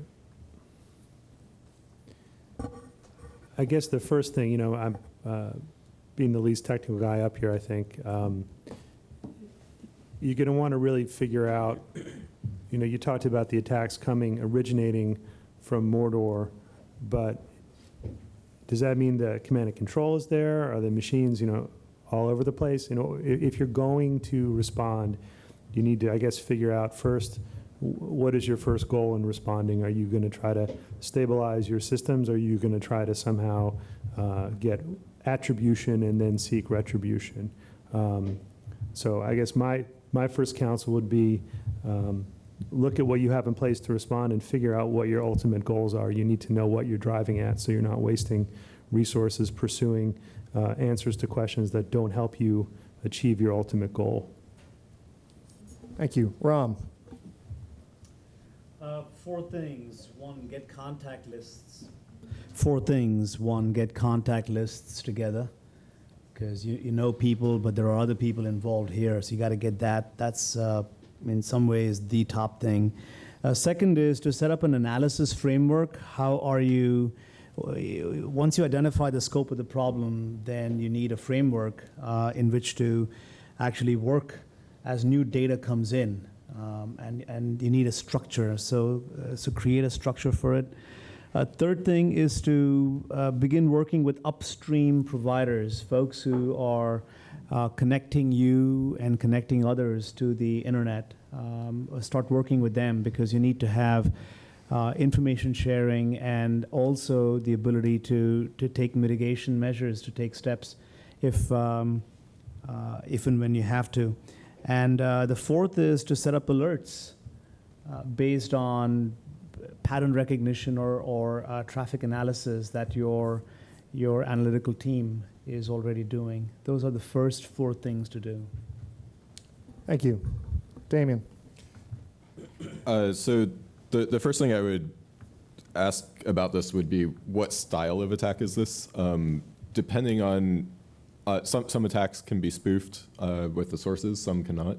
So if the sources are definitively, like you know they're definitively coming from Mordor, or you know you know what these sources are, that can help a lot more than if it's an attack where you don't really know where it's coming from. You just know that maybe it's, you don't know which machine it's coming from in Mordor. You know that it's just coming from that country in general, maybe.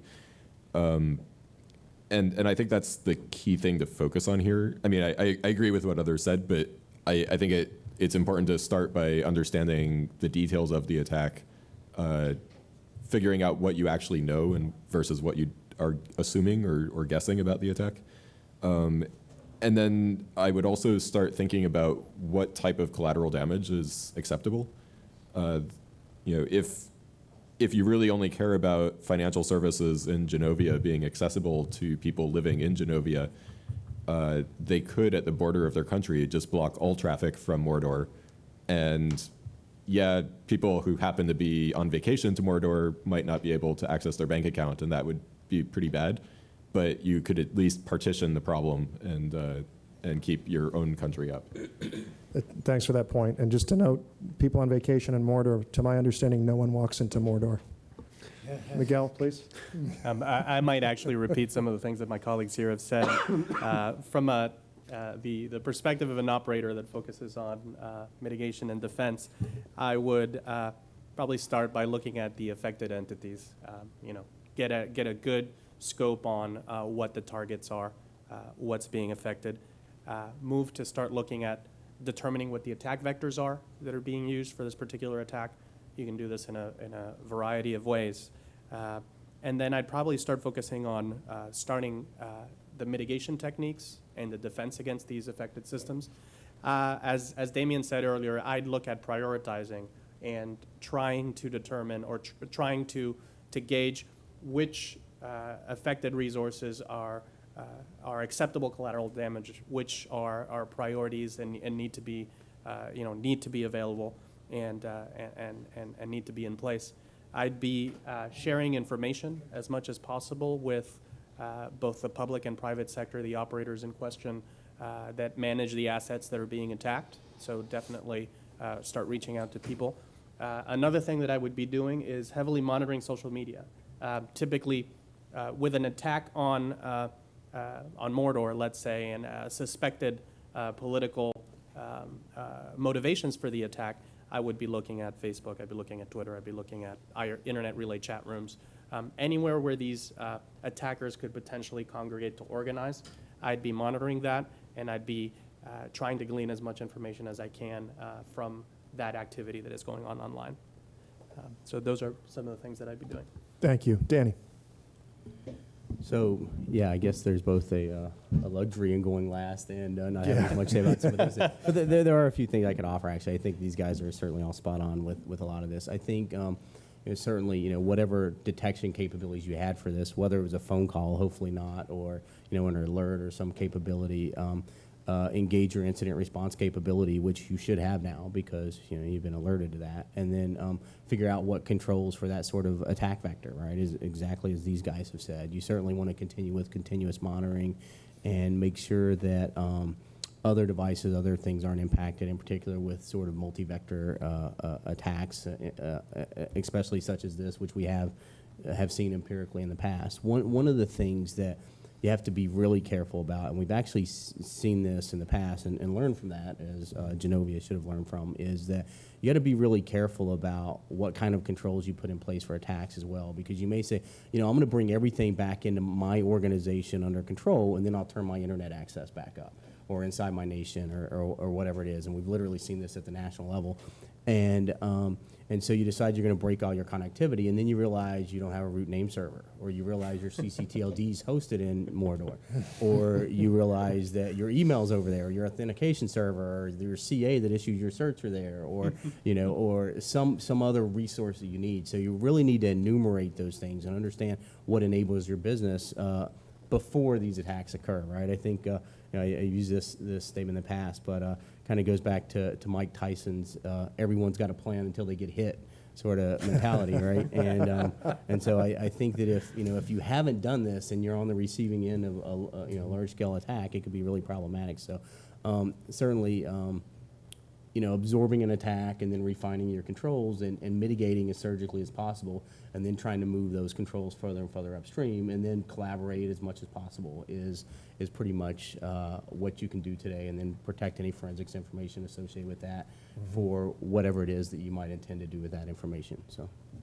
Thank you. Jillian. There is almost nothing left for me to add here. This is the great thing about going last. But since you did ask what my organization might do, I suspect that after the leaks to the Mordor Times come out that Mordor government officials had something to do with the attacks, we would probably condemn the government of Mordor for having double standards. No, I'm just kidding. Sort of. But yeah, no, really nothing that I can add from a technical perspective. Okay, well, from, you know what, I'm gonna reverse order here. So you'll go first, and Jeff, you're gonna have to deal with Danny's problem next. So this is good and very helpful in terms of the first priorities, the first analytical and reaction priorities from your perspectives. Very clear and interesting, not interesting, but a lot of consistency across the board there. Now let's take it from the point of view of if this were an ideal scenario in terms of effective mitigation techniques, effective collaboration with network operators, effective collaboration with government and law enforcement resources. Walk us through how you would get to that good outcome from that perspective. And Jillian, from your own point of view, kick it off. I'm not sure I can kick that one off. That's it. I mean, like I said, this is it's a wonderful and probably very likely scenario, but it's also not it's not the level at which we're generally dealing with these things. And so I'd love it if somebody else wants to kick it off, and I'll keep thinking through that question. All right, Danny, you're first up. Wow, an ideal scenario is that it's not my problem anymore, and so having the capability to either certainly stop these things from being launched at me with some sort of capability or collaboration with law enforcement and other folks, which in this case might be very problematic. So at the sort of ultimate ingress point of your network, putting controls in place that minimize collateral damage or even scope the distribution of reachability information to certain places on the infrastructure, that sort of thing, so that you have some sustainable controls in place, and you're not continuously simply filling links and absorbing that and causing collateral damage to other services or people that may use those links. It's really problematic if there are intermediate networks with other eyeballs or content or other things that you may or may not want on your infrastructure. And so if it's an adjacent network, it's a lot simpler, right? It's simply, hey, if you've done your homework beforehand, then simply shut those links off and you may be fine. But if I'm on, if I'm a smaller network and this is someone somewhere that's non-adjacent to me, it can be much more problematic because I may have to work with them to push controls further and further upstream, and that's about their capabilities, the laws, what sort of technical or legal framework that they operate under, timescales, other things. And so it's sort of all relative to perspective and why the broad variance of attack vectors that occur today, why it's so problematic to just get your cookie cutter out and say this is the solution for that. And so it's non-trivial, I think. So it entirely depends on vectors and other things. So not sure if I said anything there that was actually useful, but That's fine. Miguel, please. In an ideal scenario where information is being shared, where we've quickly been able to determine what the attack vector is, we are looking at ensuring that we can put really precise filters in place to lob off attack traffic while letting good traffic through. It's easier said than done a lot of the time. As I said, it's in an ideal situation, we understand the attack, we can put the right mitigation strategies in place to deal with it. In that ideal situation, most likely we should be able to get to availability within minutes if people are cooperating correctly and we have the information that we need. The problem is that we don't live in an ideal world, and beyond that, attackers are smart, right? So they try one thing, and then you scramble and get the sites available again and put the right mitigation strategy in place. But then potentially they might start trying something else. If that's not being affected, they'll go route B, and then potentially they'll go route C. So it's a cat and mouse game, and and it's far from ideal, and it's starting over again in some sense in terms of putting together another mitigation strategy to deal with the new attack vector or signature that comes in. And unfortunately, the ideal scenarios never happen, and attackers have gotten smart, and they know how to switch it up and do the damage, inflict the damage that they need to for the people that are unprepared. Thank you. Damien, just let me interject before you go there. So hearing Danny and Miguel clearly understanding that, again, the problem of the upstream operator and what their sophistication capabilities are in helping you diagnose the problem across networks, if you will, you pointed out. And also the clear understanding of needing to kind of secure your resources and prevent collateral damage. But Damien, Ram, Jeff, bring in also, how do we work effectively with law enforcement? What can they do to help? What can you do together? And the good scenario, when it works well with the upstream provider, what does that look like? Good. Yeah, so I'll start by saying, without bringing in law enforcement, ideally you would be able to work directly with the network operator. They'd be able to track it through their network and stop the attack upstream. There are situations, as Miguel was saying, sometimes it's a little tricky. In this case, we don't know if the government of Mordor is behind these attacks. So sticking with this scenario, it's never going to be entirely ideal because you don't necessarily want to tell the ISP in Mordor what your fingerprint of the attack is, which is maybe would help them filter it, because they might just turn around and tell the government will modify the attack to not match that fingerprint anymore, and then you're in bigger trouble than you were before. So, depending on how paranoid you want to be, I'm a security person, so I'm paid to be paranoid, but you have to be a little cautious about what information you're sharing. Try to share information that's useful for stopping the attack, but not sharing everything you know about the attack so that you can still trace it.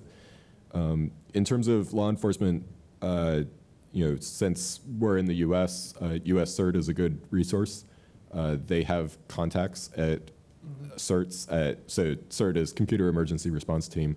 They have contacts at CERTs at every other country. And so that's very helpful because they're sort of a central point. They might be able to recognize that you're not the only victim of an attack, so they might be able to correlate events that you perhaps were not aware of. And they can also assist with language issues. It's very difficult for me personally to email an ISP in Asia because I don't speak any of the Asian languages. Whereas US CERT probably has the ability to handle that translation a little bit better than Google Translate, which is my fallback option. Thank you. Ram. Thanks. So in this ideal scenario, perhaps one of the things that has to be worked on is the formation of an alliance for data sharing, especially identifying who the next Genovia might be. And you go work out who those next Genovias might be. And this kind of an alliance cannot be just government to governments. It's got to be public-private, a combination of that. And that takes time to do, but this is the time to start doing it, to start the work. The second, we're talking about this ideal scenario, and there is rapid availability. The attack happened, mitigation happened, everything came back. But remember, this might simply be Mordor profiling you for a bigger attack to come. And they've now learned how you countered it, and they're building countermeasures right now for your counters. And that's likely to happen if this is really a serious actor coming up against you. So you may leave everything on the floor this time, and you may just get killed really online the next time. The third is with law enforcement. This is a case where most often this is a sourceless crime. There is no one to prosecute. There's no one to really go after for the most part. Most of the people along the way are in transit and are trying to help to some extent. And they're just doing their job, passing packets along, passing information along. And they got co-opted into something that was beyond, initially beyond their understanding and eventually beyond their ability to solve individually. So you have to start to change a little bit of law enforcement's mindset of who are we going after. Because this is not so much about a counterattack. This is often much more about prevention. And you have to start thinking about the online equivalence of a neighborhood watch. And one doesn't really exist in any coordinated way today. Thanks. Jeff. I definitely like going last. I have more time to thinking about what I'm going to say, and I bounced around with a few ideas, but they say don't fight the scenario, but I was always the kid who fought the scenario. So I guess I would start kind of where Damien went. If you're an ideal scenario, that means Mordor is helping you, and helping you willingly and with no ill intent, and actually wanting to stop their own citizens who are espousing something they probably believe in. Which leads me to point two. I think Ram hit well. If everything is really going that well, that's when you should really start being scared, because things never go that well. So question everything that worked and try to figure out why it worked, and is someone just letting you think it worked. In terms of what does it look like to be successful on the legal and governmental side, there are a lot of things you need to work. Governments that are willing to share information, that have relationships, that trust each other. But then even beyond that, you need laws that will allow the information sharing, both between the private sector and the government within each country, and then between the various governments. But then you also need laws that protect the privacy of the individuals whose information is being shared. And assuming you have all that and you get the information that allows you to find the actual source of the crime, which, as Ram said, is very difficult, you actually have both resources and laws that allow prosecution, and not in medieval ways of people who are doing these types of acts. So, going back to, you really need to figure out what your end goal is out of this before you figure out, whether you want to, it'd be great if you could actually prosecute the people doing it. It would be better if you could get all your systems back up really quickly and try to develop better relationships to prevent it in the future. So Jeff, just picking up at that point, this will be the last round, then we'll turn it over to Q&A for the audience. And Ram mentioned the notion of an alliance. Danny, the CISRIC work that you mentioned at the FCC, very interesting, industry, government, but clearly just uniquely ISP focused in terms of best practices or a potential code of conduct, if you will, in that exercise. Where is this collaboration happening today, or the seeds of this collaboration between industry and government specifically, that clearly has to be globally oriented, that has to be cross-cutting across boundaries? Where is that happening? Where should it begin to happen more deeply, and how can we make that happen? I'll open to the entire panel. Danny? So yeah, there are a lot of national level stuff that I mentioned. Certainly, as some of the countries that are blazing the trail there, from Australia to Germany to Finland to the U.S. I mean, some of the work that the FCC and others have done, which is about educating folks and sharing information.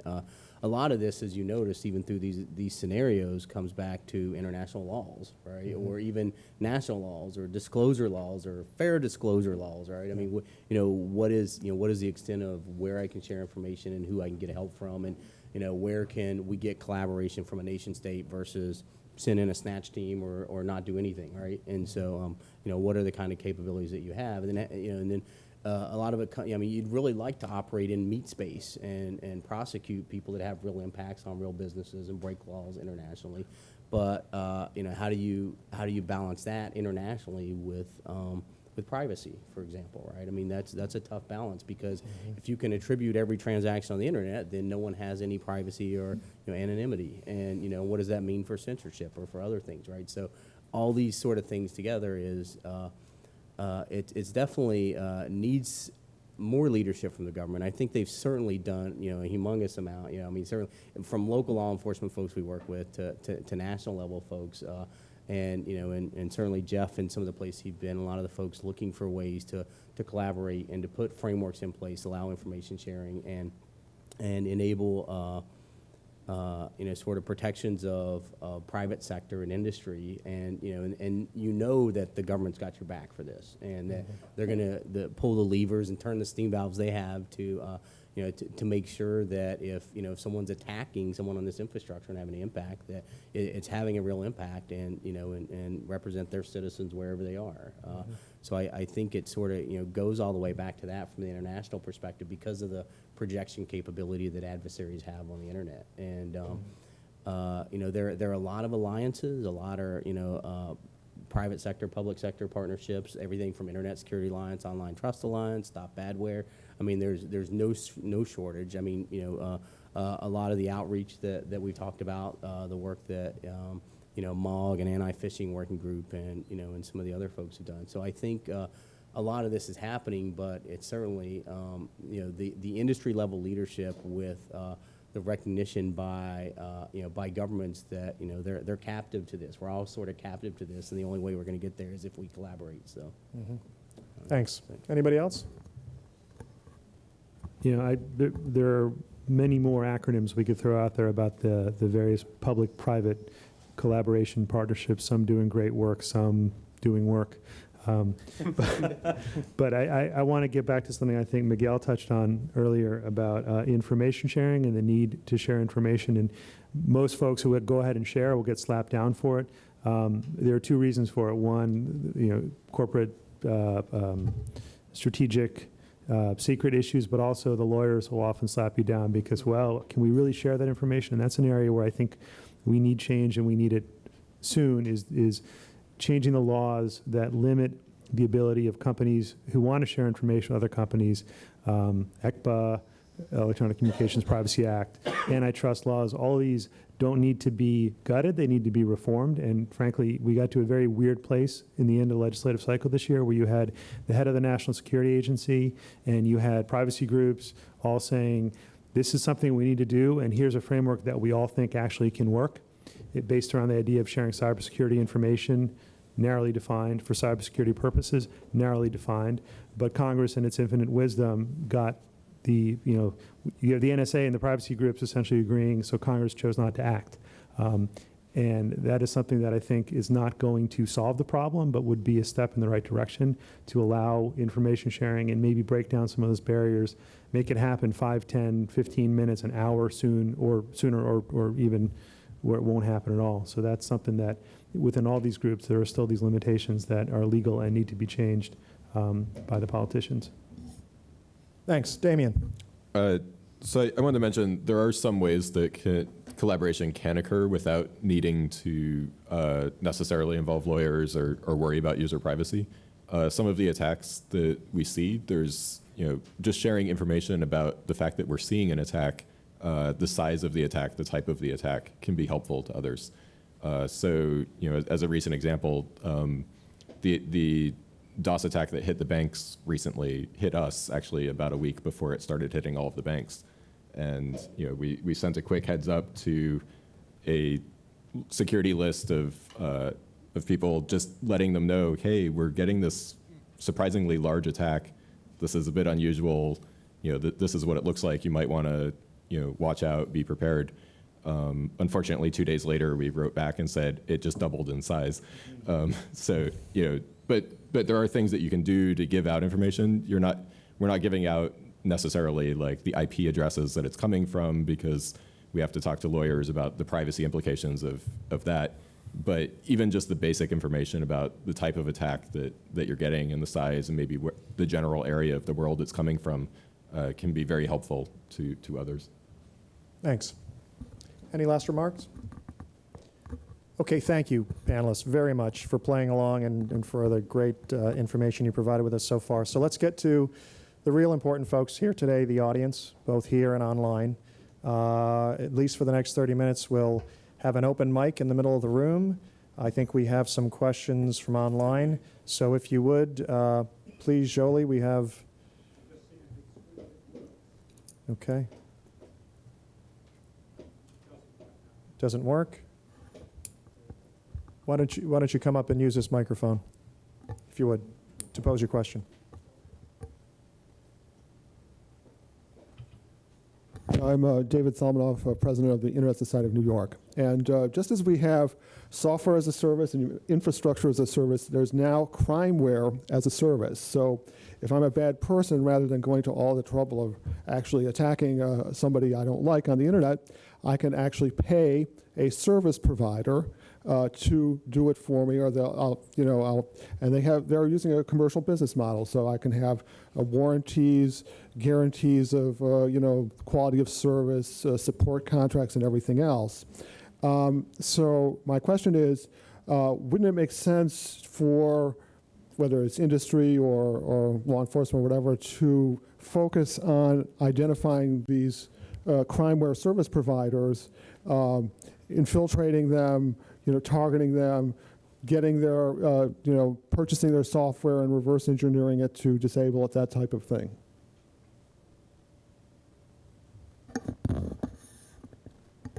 Anyone on the panel want to take that? Danny. Just real quick, I mean, the problem, you absolutely, if we go back to the scenario of an ideal world, but a lot of these are happening offshore in countries that aren't particularly amenable to working with our law enforcement to arrest or prosecute. Reverse engineering, I think, goes on, but the problem is that the software morphs so quickly that the signature is old as soon as you know it. And there are other efforts, other techniques for protecting against it, and I think that's actively underway. But in terms of infiltrating, breaking up, prosecuting, they just go somewhere else. So I was going to add just there is one aspect to this that certainly lots of folks are looking at when you try and move it back to meat space and the place where law enforcement usually operates in a more productive way and better than most information security folks. And there has been a lot more work on follow the money, and use that angle for the attribution side of this. I mean, so, some of the recent things you may have seen, from spam campaigns to phishing and malcode distribution and those sorts of things. Some recent work actually by Stefan Savage and some of the folks at UCSB, and was particularly enlightening in that area for those of you that haven't seen that. And I know that law enforcement is certainly taking note and very good at those kinds of things. And so I suspect that being aware of that and seeing more on that side of it to follow the money and work on the attribution and the prosecution associated with malicious activity of that sort is certainly something that we're going to see more of from a prosecution perspective. So. And the FBI has had some big takedowns recently. There was one in Estonia, I think, early this year, late last year. Last year. Thank you. Got two questions from online. I'll go to one of them first and then come back to the room. From Vonda, the reality that people don't think it will happen with them is a fact here too. So how can I convince people that they need to take preventative measures? Jillian? Sure. So I don't know what here means in that sentence, but nonetheless, I would say in thinking about how to convince people, there is a wealth of information on what sort of attacks occurred and who they targeted. And one of the things that this Berkman Center study found was that there's really no associated ideology with attacks. We've seen there was one example where some conservative Muslim groups outside of the U.S. were attacking U.S. conservative websites. U.S. conservative groups were then attacking these Muslim websites outside the U.S. and so on and so forth, and sort of in a circle. And so anyone can be a victim, any type of group, any type of ideology. And so I think that's where we start, looking at previous attacks and educating people about those various disparate targets. That's another way that we can raise awareness. And then, like I said, just sort of thinking about risk assessment's not an easy thing in these cases. And like I said, with having disparate ideologies be the target of attacks, it's not easy to really assess what your actual risk is. And so to assume that you could potentially be a target of an attack is the first thing. But then to sort of weigh your risk and figure out what you might want to think about in terms of what's important to you in keeping your site up. So. Sure, Miguel. Thank you, Brian. What the question refers to is sort of how to make the business case for protection or mitigation against this kind of a threat. Danny actually talked about some of these things previously in the conversation in terms of really evaluating your infrastructure and your needs and kind of asking yourself some basic questions. What would it mean to you if your let's say, as an example, your website was down? What are some of the things that could potentially happen if that was the case? And how, what would the impact to you be if your infrastructure was down for 12 hours, for example? I'll use some private sector examples to just kind of illustrate this. Maybe, obviously there's potentially the revenue component. Maybe you're making money off of your website, so there's some tangible, a tangible result in terms of, not having revenue. But from a customer service perspective, for example, what happens if your website is down for a certain amount of time? Maybe your call center gets flooded, it gets into code red. People are waiting an hour and a half to have the phone answered. Maybe your email boxes start getting flooded, and maybe it's going to take weeks potentially to dig yourself out of that hole. Another thing to kind of think about is, let's assume, as you make the business case for this, or to have some kind of a plan to mitigate the attacks, is what would happen, or how long would it actually take you to get your core infrastructure, the infrastructure that you need to be online, back online if something like this happened? Potentially, it would take you a significant amount of time just to figure out what's actually happening, let alone figuring out what the path is going to be in terms of what the best strategy is to deal with the problem when it happens. And then on top of that, after that is, once you actually know what to do, actually putting the plan in place to do what needs to be done to get the threat under control. So when you start asking yourself some of these, fundamental questions, and it's not necessarily, this is not just a private sector thing where you're worried about your revenue, potentially, or your brand equity. The public sector faces this as well, because it obviously, there's some tangible stuff. It looks really bad when, a government website is down, or a free speech NGO website is down. So there's fundamental questions that you can start asking yourself, and when you start asking yourself these questions and really look at what the impact is going to be, both short term and long term, you really have to think about the long term impact too. At that point, you start to look at that and the business case for DDoS protection, or for having a plan in place to deal with this particular issue if it happens. It starts to become quite apparent that this is something that is worth doing. Sounds like good common sense. Anybody else? Yeah, Damien. So I want to highlight, in addition to just the business, financial impact, there is a very strong PR impact to going down. We saw user comments during the bank attacks, comments on articles where users saying things like, if my bank can't handle a DOS attack, how do I trust that they know how to secure my money? They're completely unrelated things, but the average person doesn't understand that. And so there can be a significant PR impact to your organization if it goes down, even if it doesn't directly affect them. With banking, some people couldn't do online banking for a day. ATMs were still fine, right? There was no actual real risk there. But I also want to point out that I think that going down is actually a viable option. We're all talking about it as if, the ultimate goal is to stay online, but economically that might not make sense for you. And even from a PR standpoint, it may not make sense. If you're a human rights organization and you can get an article in the New York Times about how you went down due to a DOS attack, that's the best publicity you could possibly imagine, right? Nobody's thinking about human rights until they see this article. So, it's something to keep in mind. Staying up at all costs isn't necessarily the end goal. Yep. Yeah, Danny. So I was just going to add a little bit to both of what they said, actually. And to Vonda's question, how do you sort of get ahead of these? One of the comments that I made earlier is, somewhere between 80 and 85% of IT security spend goes towards regulatory compliance, things you have to do just to check boxes, like these fire suppression systems, right? And this is the sort of thing where, most of the traditional controls that are on our network, the hundreds and hundreds that we have, are about keeping private information private. And more to so many organizations, particularly for internet-facing services, the availability of those services, as opposed to just the confidentiality of the data contained therein, is more and more of an issue. And so making sure you understand that. To Miguel's point, risk management 101, basic business resilience says, take the asset, take what 1 minute of downtime with that asset may cost you, talk about what how long a particular outage may be, and then you come up with your single loss expectancy, and then you take how many times this may occur in a year, something known as annualized loss expectancy, and you multiply those,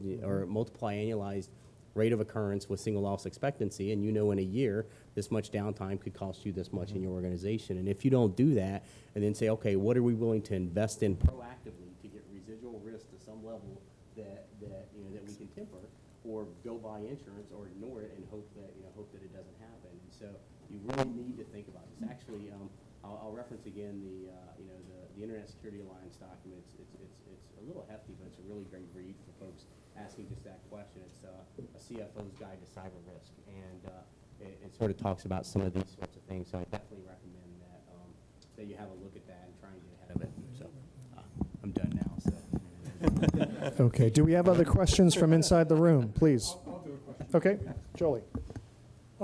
You were talking about the PR aspect of it, and I took Jill's comment to heart earlier about, she just doesn't think it's a good idea. And we know that Pirate Bay, when Anonymous did a DDoS on their behalf, Pirate Bay came out against it, saying that, they were for free speech, and this was against it. And I wonder about how much, embarrassment and the moral argument, and basically, I mean, if you've got governments who are doing it, can there be, kind of treaties between governments to say, look, this is not acceptable behavior, and in the activist world, also the same kind of thing. So as against the technical solutions, are there, social solutions? Sure. So I'll just give my quick 2 cents, because I'm actually more curious to hear others' responses to this. So using our example of Mordor and not getting into real life, let's say that the government of Mordor was partly behind the attacks against, we're talking about Genovia, right? And so, in cases like that, it's really difficult. I'm assuming that Mordor also prosecutes citizens for hacking and for their own DDoS perpetrations. And so it's really difficult to look at that and say that Mordor has any moral ground to stand on when it does prosecute its own citizens for being behind those attacks. I mean, I think that we have seen, I'm sure you're aware of them, real life examples where this exists, where governments are doing one thing with one hand and something with the other. But to the the point about Pirate Bay example is a great one, and I would have I agreed with them, and I think John Perry Barlow, one of the founders of EFF, has said the same thing, that DDoS attacks are essentially an attack on free expression. I do agree with that. Like I said, I think that there are some circumstances where it's much more difficult to condemn. And those are circumstances where you're up against a government that is stifling its own citizens' free expression, and so it's hard to you're getting into sort of irregular warfare, online warfare in those cases. But generally speaking, I do think that it would be a lot easier if we all viewed this as something that was not morally acceptable in terms of free expression. It would certainly be a lot easier to go after the actual bad guys. Others? Jeff? I would say I think that there are things that can be improved through international cooperation, potentially international treaties. There's a pretty healthy debate over whether that's even possible and enforceable, and I think we at least have to try. Maybe some of that will filter down into day-to-day conduct of people, but people still commit crimes all the time, even though they're illegal. So I think there's a limitation to how far that will go to stop the groups that think that they're above the law or independent of the law or have a separate obligation that goes that's different to it. But I think you will see more effort in the future to try to have some negotiated agreements. Remains to be seen if they're actually verifiable. We have an interesting question from online. I know we've got another couple from in the room. This one is from Mikey. What about a global simulation of a cyber event with a goal of beginning to build a global who can I call for immediate help type mechanism? I know that in certain countries, tabletop exercises take place with a number of different participants that create scenarios. What about this idea of a global simulated cyber event? Is that feasible? Would that be helpful?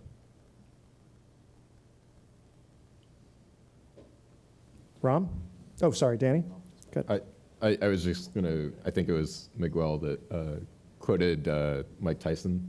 That was Dan. Oh, sorry. Okay. All the simulations are great, but reality is often very different. So, we'd have to think about whether the simulation is actually helpful. Certainly it helps to get people to be aware of who they should be contacting and who to work with. Mm-hmm. But the real life scenario is probably going to be fairly different. Fair enough. Danny? So, yeah, this is working out. Yeah, no, I would just add, there are some multinational simulations today, everything from Cyberstorm to you name it, lots of things, national level exercises, international exercises, that sort of thing. I think from a global scale perspective, we have those every day. So I'm not sure that we actually need one. Certainly, you know, we're on the receiving end of a lot of love. And so, so I think that, I think that, you know, that exercising your control is extremely important, and walking things and understanding those sorts of things. But yeah, I don't know. I think that today folks will certainly find alternative attack vectors. Okay, in the room, I think we have at least, okay, 3 more. Come on up to the mic. This one's, oh, is that one working now, Jolie? No. Okay, come on up to the mic, please. And if you'd introduce yourself before the question, please. My name is Antonio Vargas, and I'm from John Jay College of Criminal Justice. You guys cover some of the parties that are involved in DDoS, end users, and also the government, also the providers, and how to be responsible and proactive. But what about software vendors, though? Or some of these vendors that are putting their products out there with all these security holes, and that's where it starts. And it ends with the DNS providers, the ISP providers, who sometimes host these control servers, these command and control servers for some of these DDoS attacks. Should there be like a change of mentality on their side? I know that Google does something that's called bug bounties, which pretty much they offer you money if you find a bug on their software. Should this be applied across the board for all these software vendors and of these providers of products? I guess I have to start.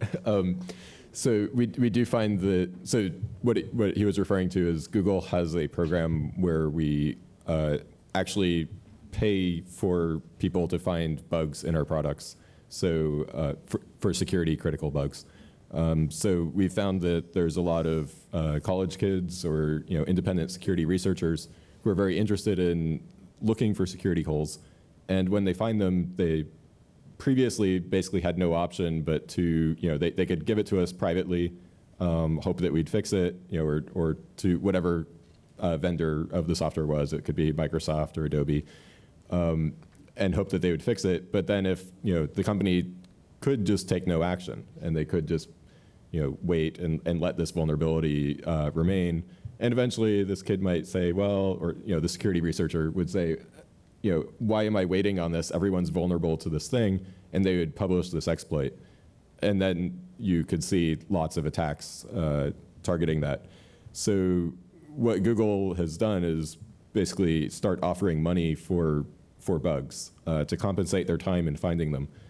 So if you find a vulnerability in Google Chrome, the web browser, will pay you for information on that vulnerability with the agreement that you're going to keep it quiet until we fix it, which could take a few days. And that way we're able to protect everyone and also compensate the security researcher. So. Interesting. Miguel? The thing that kind of complicates this a little bit also is that there's a lot of the internet runs on open source software, which is, it gets a little bit more difficult to be able to put these mechanisms in place. With the recent bank attacks, we saw vulnerabilities exploited with open source content management systems that are widely deployed, like Joomla, Drupal, etc., WordPress. These are open source software that is out there that is used significantly, and so it gets a little bit harder. Unfortunately, it's difficult for operators necessarily to control the content that is on their on their systems, especially the shared hosting operators, etc.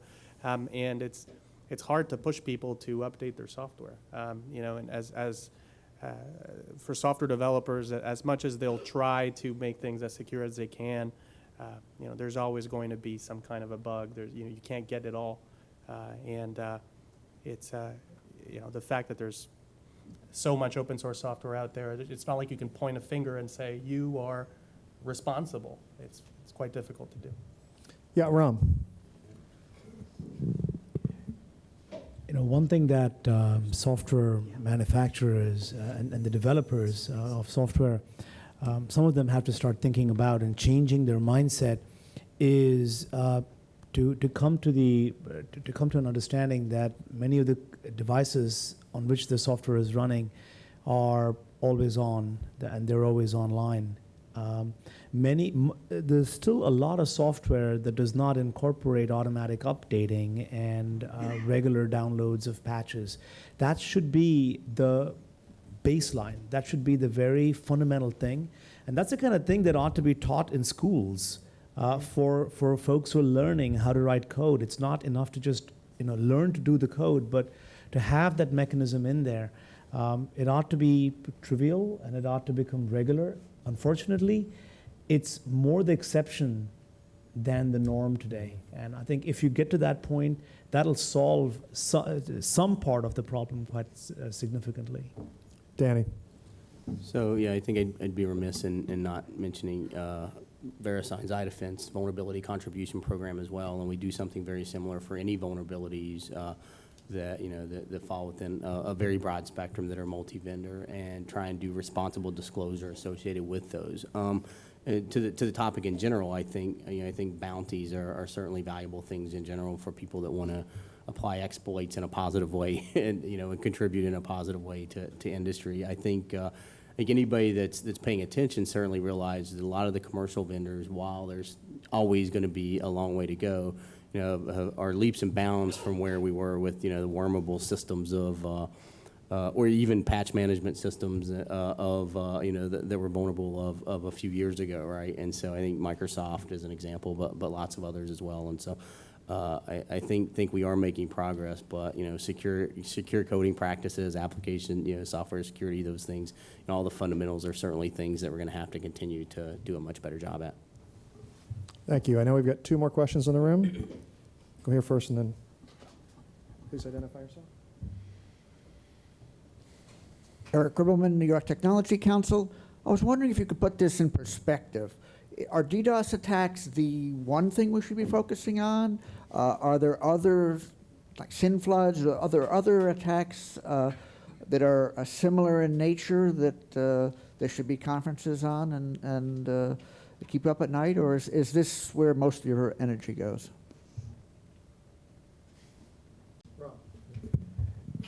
Yeah, this is the single biggest thing that keeps me up at night. Lots of other things end up, becoming part of this much larger stream. And it used to be that it was a DOS attack, and then it became a DDoS attack, and then you had command and control, and then you have crowdsourced. It's evolving. It's not the same beast as it was many years ago. So the definitions from multiple years ago is not what it is today. What really scares me about this is the asymmetric nature of it, the ability for an attacker to mount a significant attack in a very short amount of time and keep it sustained for a long period of time and really drain you on the responding side of your critical attention, resources. That really worries me. And I think you look at SYN floods or any of those things, those kind of are subsumed into the larger scale of this phenomenon that, left unchecked, I think has a significant negative impact. Anyone else? Yes, Jillian. Yeah, I actually agree with what Ram just said, and that's around what I was going to say. But I would add to that to just say that, if you're thinking about the scale, the most recent stat that I have off the top of my head was that in 2010, Arbor Networks was detecting roughly 1,300 attacks per day. And I'm guessing that it's much higher than that, the real number. And so, yeah, I do think that this is a big concern because of the impact that it has. There are certainly plenty of other types of attacks, but the sort of the inability to protect oneself, coupled with everything that Ram just said, I think makes this a much bigger issue than some of the other things that we're looking at.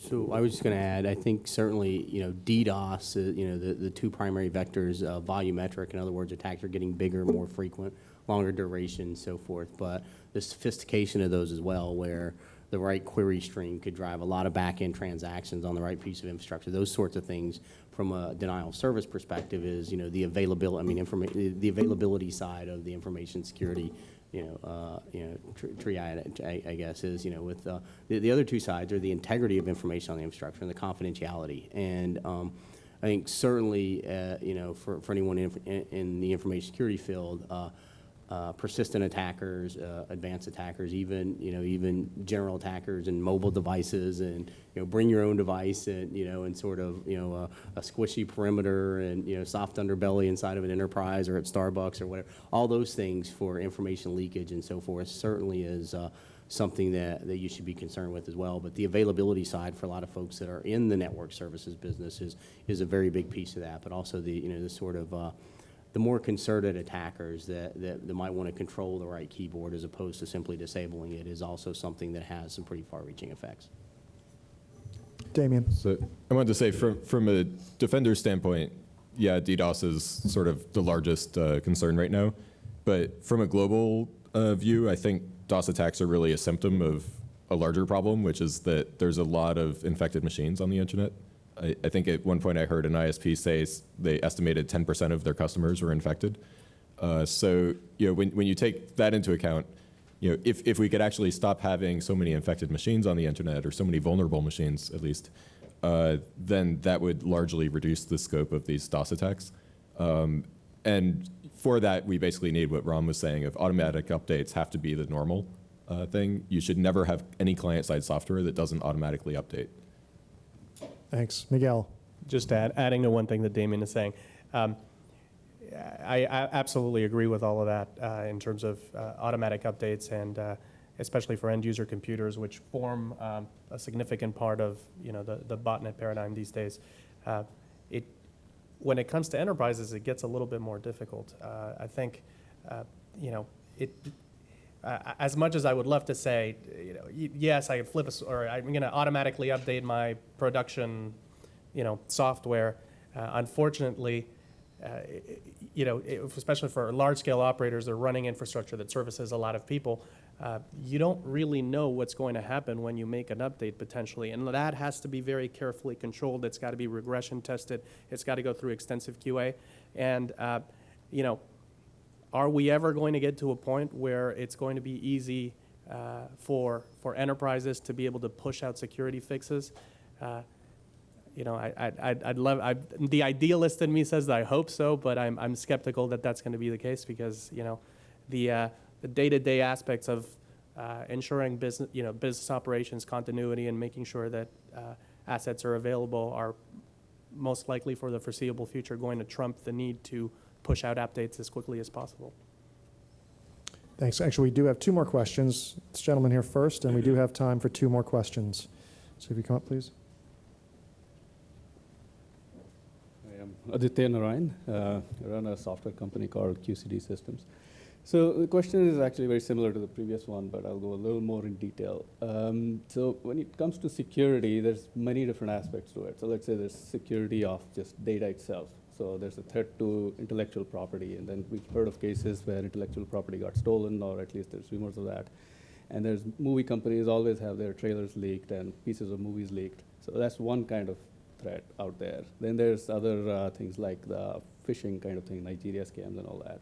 I'm talking about things that affect the users, and then and companies. And then there's also the risk that your bank account may have been compromised, or your passwords might have been stolen, or just easy to guess. So in the scheme of all these different things, where would you place the denial of service for a company or for a consumer? Because they have plenty of things to deal with right now when it comes to security. So I was just trying to get a perspective on where this piece, let's call it distributed denial of service, where it fits into the larger scheme of things, and how relevant it is. And the other part is, where do you see things going, let's say, 5 years from now? Is this going to be the single biggest thing to worry about, or do we have other things also that we should be concerned about? Thanks. Danny. I would just say that, for your organization, it's going to be specific to your organization, right? You're going to say, here's our risk tolerance for these things, for these internet-facing properties, this, information security or data privacy or data retention, or digital rights management, whatever it is you're concerned with. I don't think that there's a one-size-fits-all. I think it's all about risk management for your organization, because if you don't have a lot of internet-facing services, it may not be a problem. More than likely, you have some things that today you wouldn't be here if you weren't relying on the internet in some way. So what does that mean to your business, as opposed to some piece of information from either your personal bank records or your corporate information being exfiltrated to the wrong person? What would that mean? So I think it all goes back to what are the critical assets to your organization, what enables those, and how do you balance risk to those assets? Yeah, Ram. So the way I advise folks or provide some suggestion is, you really had to think about this, and if you look at it as a matrix, you have to think about, which is further to what Danny was saying, you have to worry about confidentiality or integrity or availability, and you had to figure out which of those matter more for you. You can't have one versus the other. In many cases, you want to have all of the above. But you have to decide which of those matter more for you, and then you devote your time, effort, and resources towards that. But picking just one, just having great availability, DDoS mitigation ensures availability, but if you have a site that that is running on software that's not been updated and is prone to buffer overflow attacks, then all that availability is going to be fantastic for you to get hacked. So you'll have to figure out where it is on that spectrum and devote it. One reality is that no matter what, the budget that is allocated, if you're a corporation, if you're an entity, the budget that is allocated to it, it seems that it may remain the same. It certainly doesn't reduce, and you simply reallocate the pie depending on what you think your biggest vulnerability is, your biggest risk is. Anybody else? Jeff? I would just say, you asked about what's important to a company or an individual. It totally depends. I think, Brian talked about some guy from Ohio, more likely to have a problem. They may be inconvenienced by a DDoS because they can't get to whatever website, but they're more likely to have their computer compromised, their identity stolen, or other activity. That's going to hit them deeper and for a longer period. So it's totally situational. In terms of where are we going in 5 years, my guess is that we'll see new nefarious uses for the same old tools. There's some new stuff out there, but it's a lot of variations on a theme and just finding new creative bad ways to use them for bad purposes or profit. So I think that denial of service attacks are here to stay, but how they're used will probably morph and change and cycle back. What's old is new again. Miguel. The thing that troubles me a little bit about the future when it comes to DDoS attacks is that there is, because it's been in the news a little bit more, because it's been publicized a little bit more, you look at what happened with the bank attacks lately, there's kind of a blueprint now that is out there that people can potentially follow to launch these large-scale attacks. You've got, what happened with the banks recently. It's, at least at a high level, it's public knowledge how it was sort of done from a high level. That information is out there, and those attacks kind of proved, yes, it's possible. They provided a blueprint for people to follow for doing it again, and the fact that that was done, scares the heck out of me. Thank you. And we have one final question from the room, please.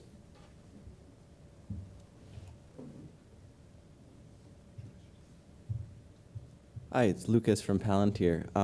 Just following up similarly to the previous question, based on the trends that you've seen to date, where do you see these attacks heading, both from like an attacker perspective as well as from a mitigation perspective? Do you see one side winning the cat versus mouse game? Great question. Damien? Yeah, so attacks are basically growing exponentially. I think if you look at most of the data on this, you'll see that the size of the attacks roughly doubles every year. I have graphs that track this back 8 years, and it's kind of scary that it's actually continuing that exponential growth. But I think it's important to realize that that's just the internet is growing exponentially. as the consumers, as the end users' bandwidth increases to their home, the website bandwidth is also increasing. So you can kind of keep up.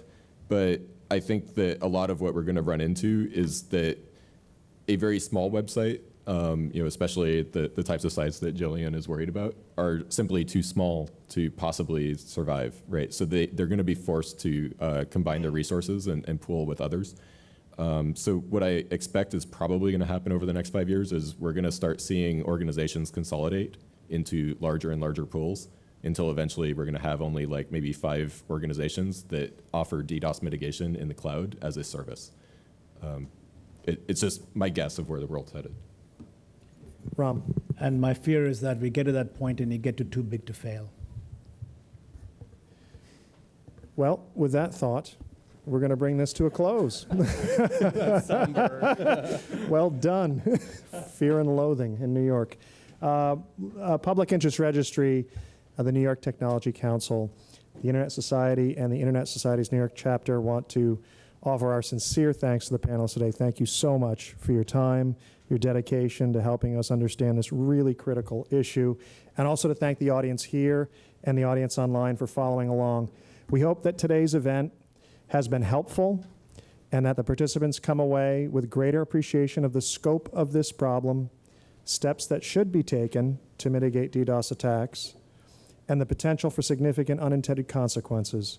DDoS is a serious issue in today's interconnected world, one that is not just going to fade away, as we've heard. Fortunately, there are resources available to help us confront the myriad of challenges. I would like to specifically thank Jolie McPhee from ISOC-New York, Eric Grimmelman from New York Tech, and Paul Brigner from ISOC here for helping us make this happen in a real sense. Along those lines, we at PIR intend to make the recording of this event available online at our website and our social media sites and push that out. And we're also going to post additional background materials and encourage anyone to recommend other helpful tools and information like the CFF guideline to keeping your site alive. So again, thank you to everyone for joining us today. Thank you so much.